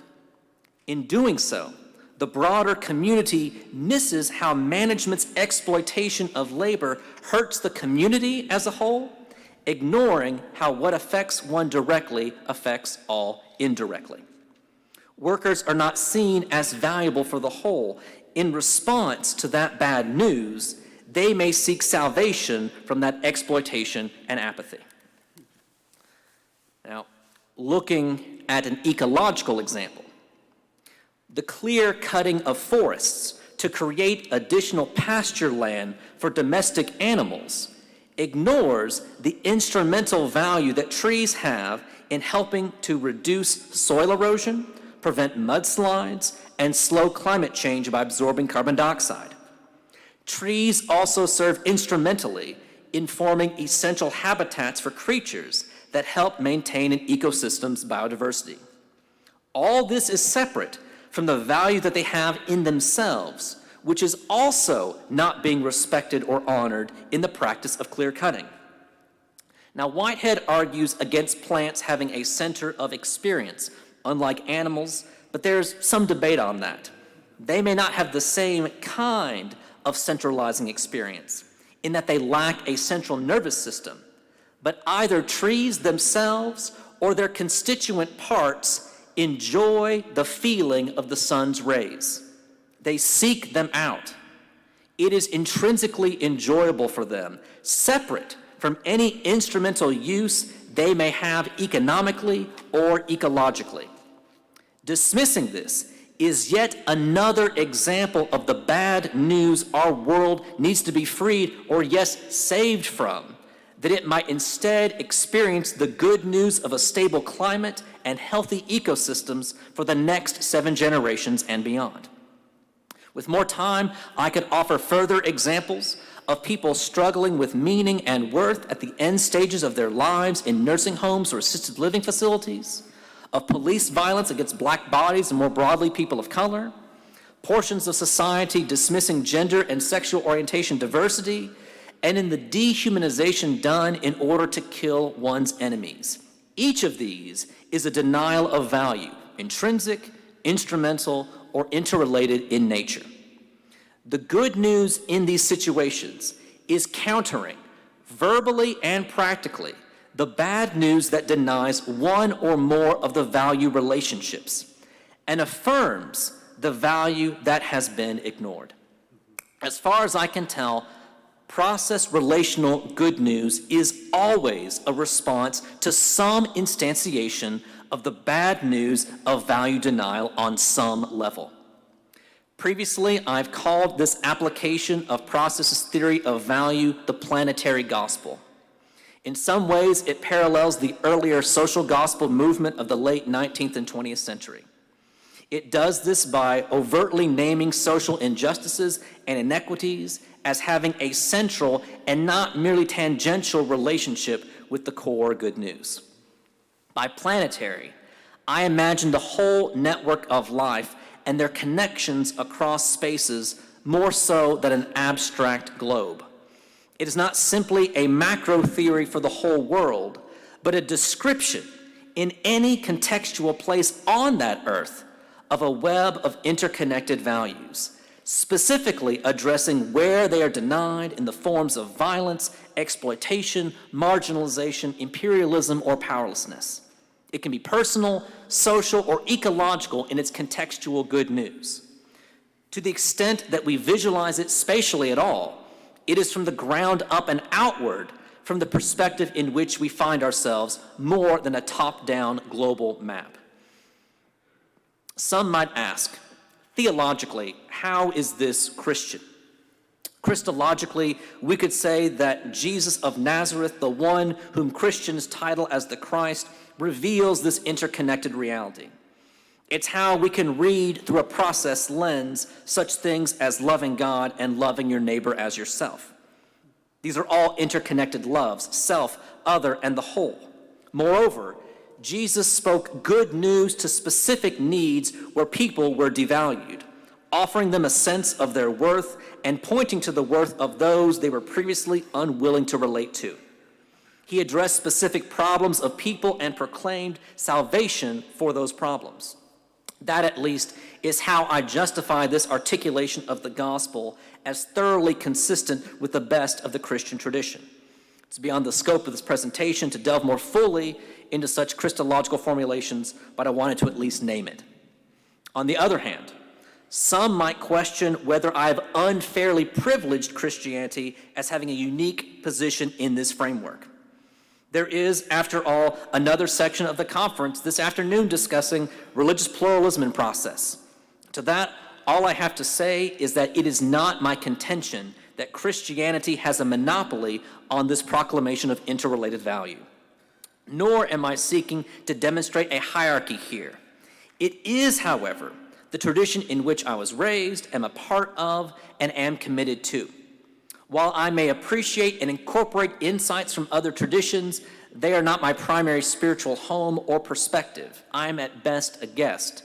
And so it is to Jesus' way of compassion and justice that I prioritize to help more explicitly connect it with process relational insights. Other traditions do not necessarily talk about salvation nor use the language references of gospel or good news. However, I suspect that they have other frameworks that resonate with the claim that all entities are fact values, having value for themselves, others, and the whole. In conclusion, I'm convinced that the process relational understanding of how things are valuable is a compelling way to help people articulate a loving and liberative planetary gospel.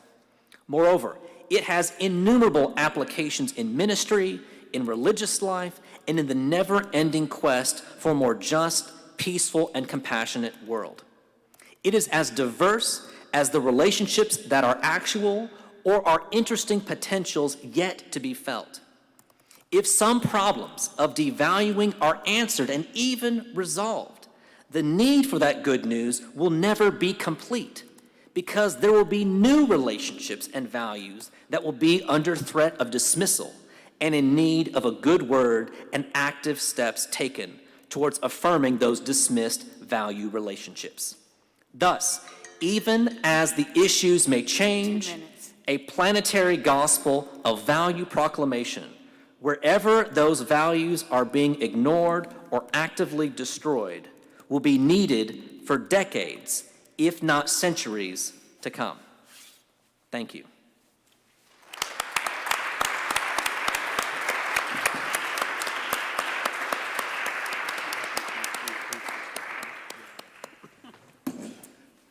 We'll reorganize ourselves a little bit up here and begin our discussion.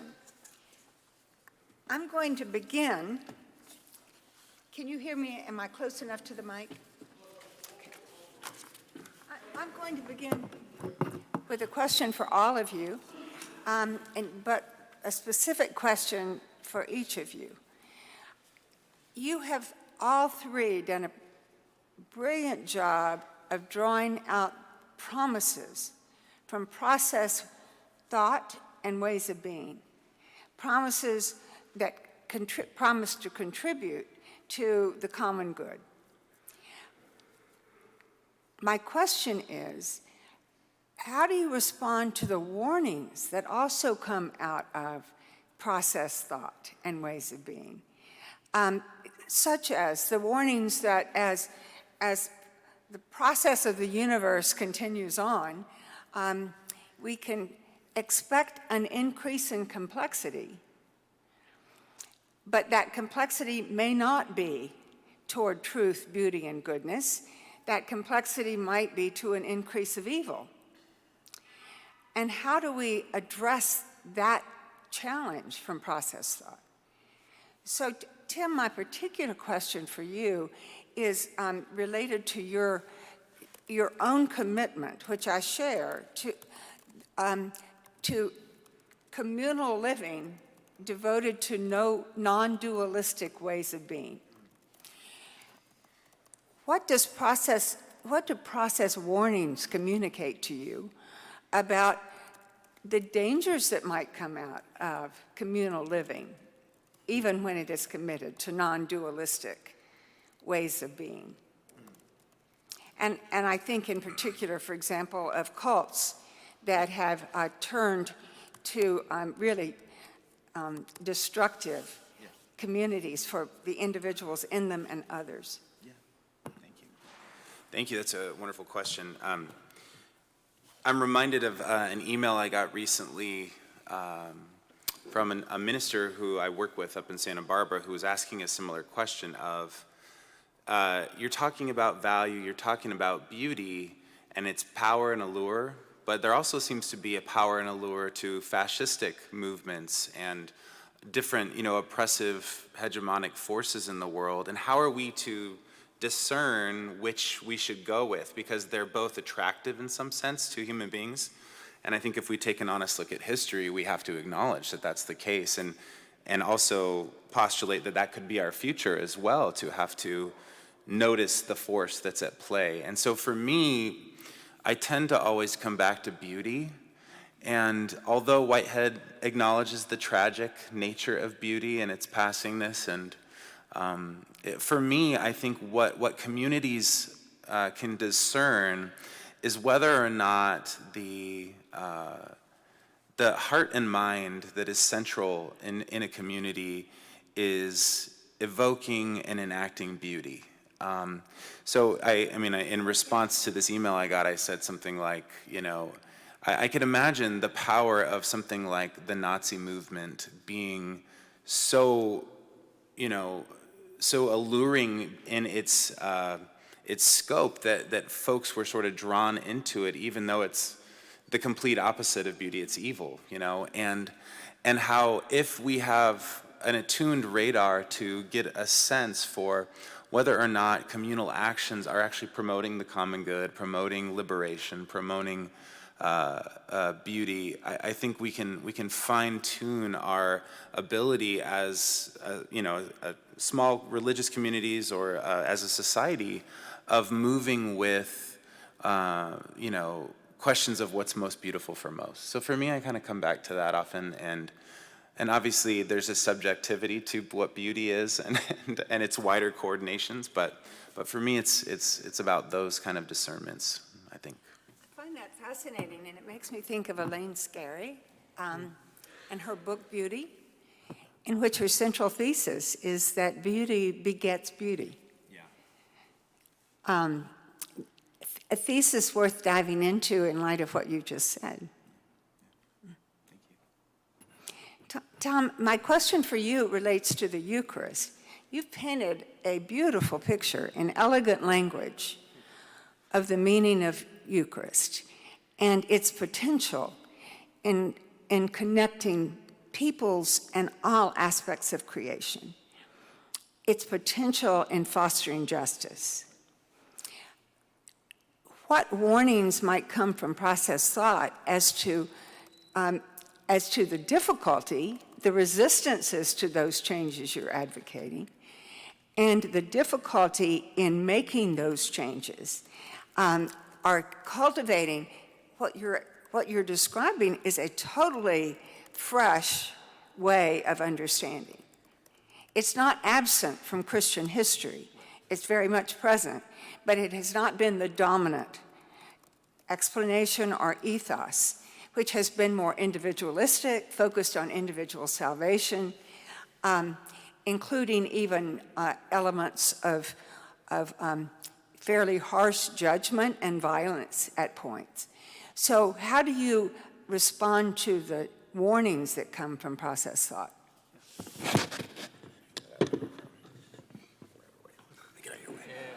I'll slide this direction. Thank you. I think one of the things that is really important in process, especially the recognition of complexity, is the encouragement then, even as it is a warning and a challenge, the encouragement to not let the one simple, possibly elegant description be the final description, that there is work that needs to be done to make it so, that there's continual discernment to pay attention to, both in how we theologize about the Eucharist and in how we practice it and its implications, and live into the community of the table. I think one of the major warnings that process has with the Eucharist is we can get really focused on the takedown of substance-based metaphysics. And don't get me wrong, I'll do that with you all day long. It's a lot of fun. But we can get lost in our own abstractions over and over and over. And as Whitehead encourages us, we've got to land that plane at some point and then take back off. And I think one of the warnings that I heed very greatly is the warning to landing the plane and coming back up, that our work has to actually touch the ground. We actually have to practice the Eucharist. We have to celebrate it. We have to eat together. We have to recognize the people we're eating as well as the people with whom we're eating in our experience of the good news. And that is a challenge to those of us who find this an attractive model, because individual salvation that is handed out from the priestly vending machine is a much easier thing to do, right? It's a much easier plane to get up and land That's very helpful. And one warning from Whitehead would be minds in a groove. Yeah. that people approach the Eucharist with minds in a groove. And you're suggesting ways in which you might move out of those grooves. And it's complicated. Yes. Thank you. Thank you. And Timothy, you have, your centeredness on good news is very powerful. You really keep the center in your paper. And my question for you, and you emphasize proclamation of the good news. So my question for you is, what might be the limits of proclamation? Are there what do you mean by proclamation? And are there resistances to proclamation that will make this not just a work over centuries, but a work infinite, that never gets resolved, so that good news comes to be in its fullest? Thank you for that. I am not trying to narrowly define proclamation as a verbal assent.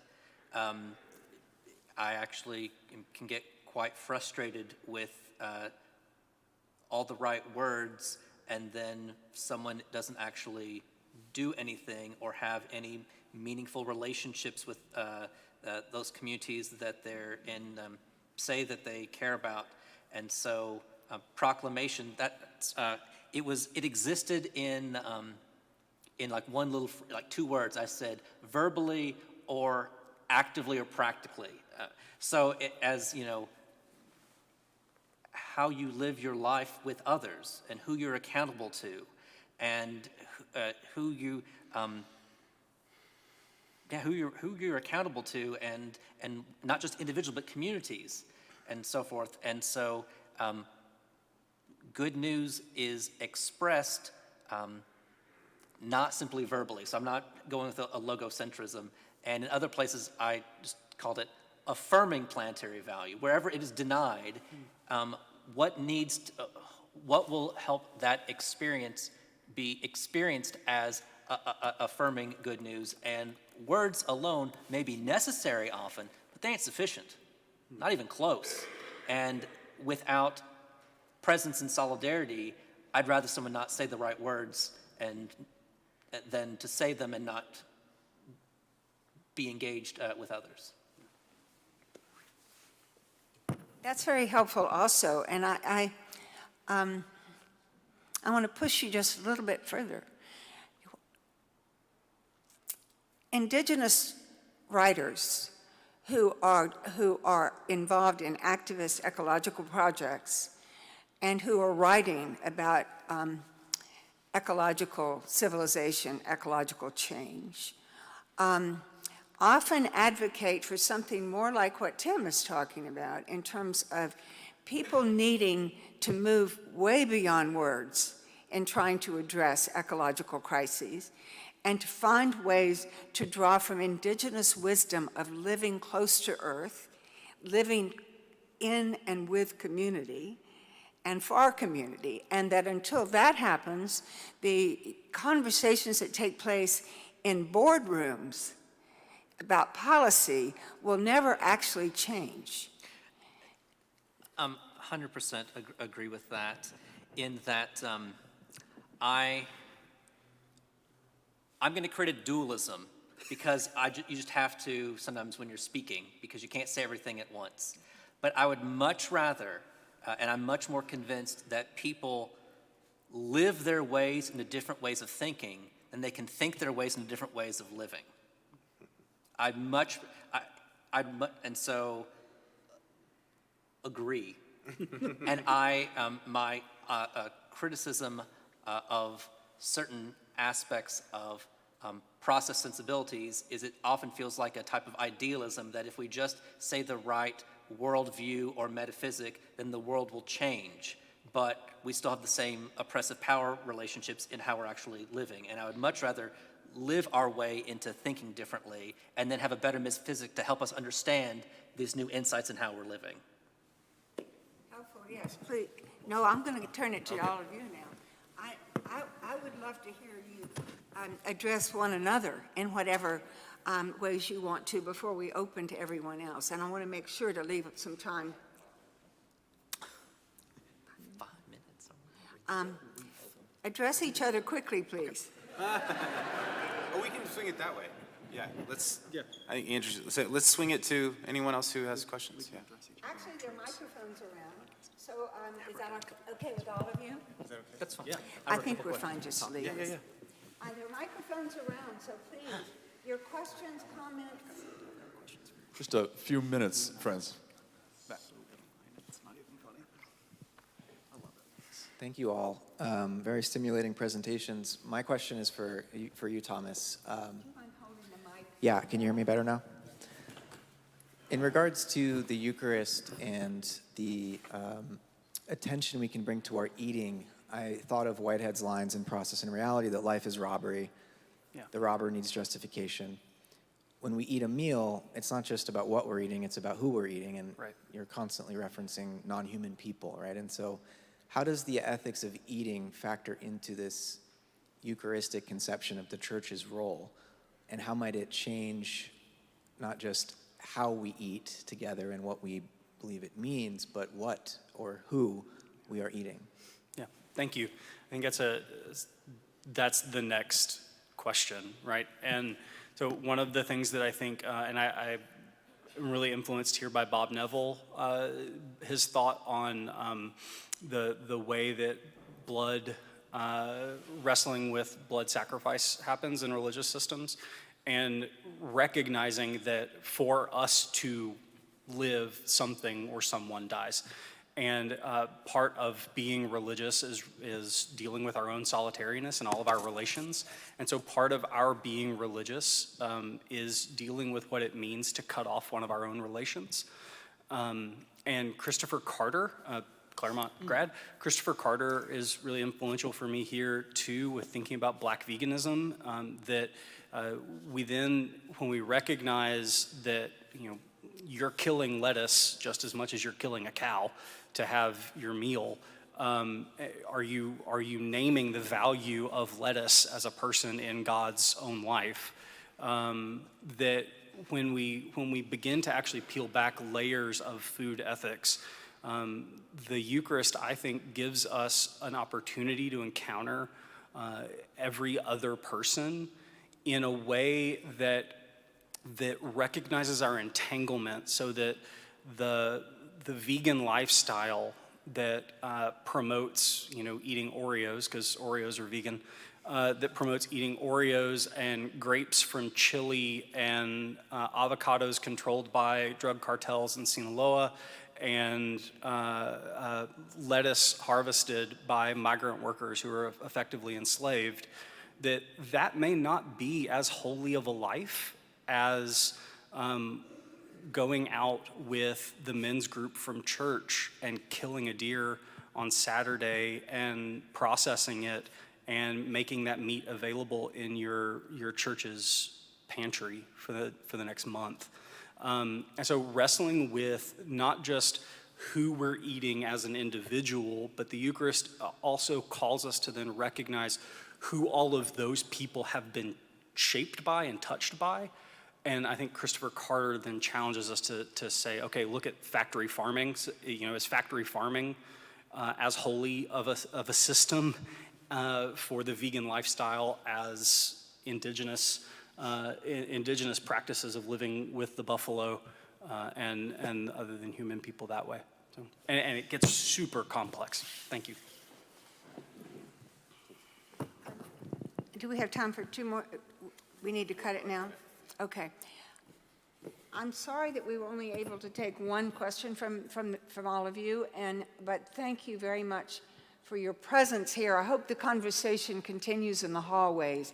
And the three of you have not only offered us a lot of richness that we will continue to ponder, but you've also stirred questions. So thank you very, very much.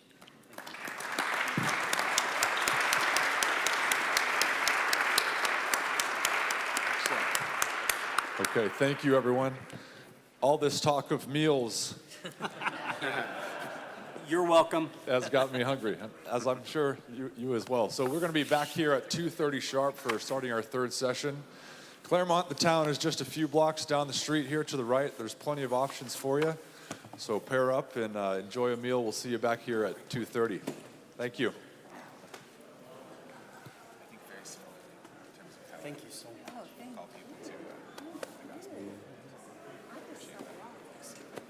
you. The weaving of all things. Thank you. I had one question for you. That's kind. Thank you so much. Talked about Eucharist framing Christian communities. Yeah. Tim, I really appreciate all the resources. There were too many to jot down. Sure. Do you have my email? Yeah. Okay, Tim at waycollective.org. Way collected. Yeah, Okay, I'll send you an email. happy to send it. And then, Thank you. and that was such a rich interview. A whole bunch of sources. And I'm working on a sermon that's going to be delivered in academic context. Okay. And so I was interested. Oh, that's very kind. Thanks, Jay. Yeah. Good to meet you. Nice to meet you. All right.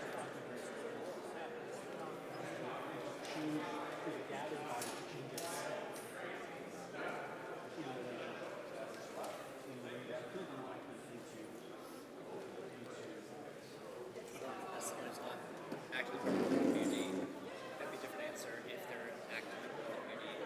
Is what?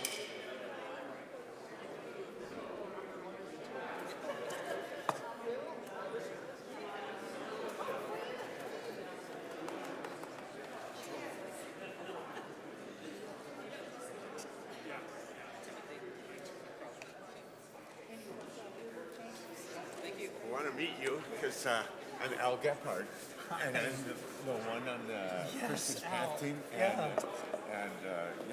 It's so good to meet you. Yeah, nice to meet you. Nice to hear you. All the presentations were great. I think the question that was put to you could also have been put to him because how do you? He gives everything intrinsic value, but then when you have to cut something down or you have to eat something, I mean, how? You have to make a decision. There's a really, so I actually pushed Bob Neville in this, and he didn't disagree, which I took as a win.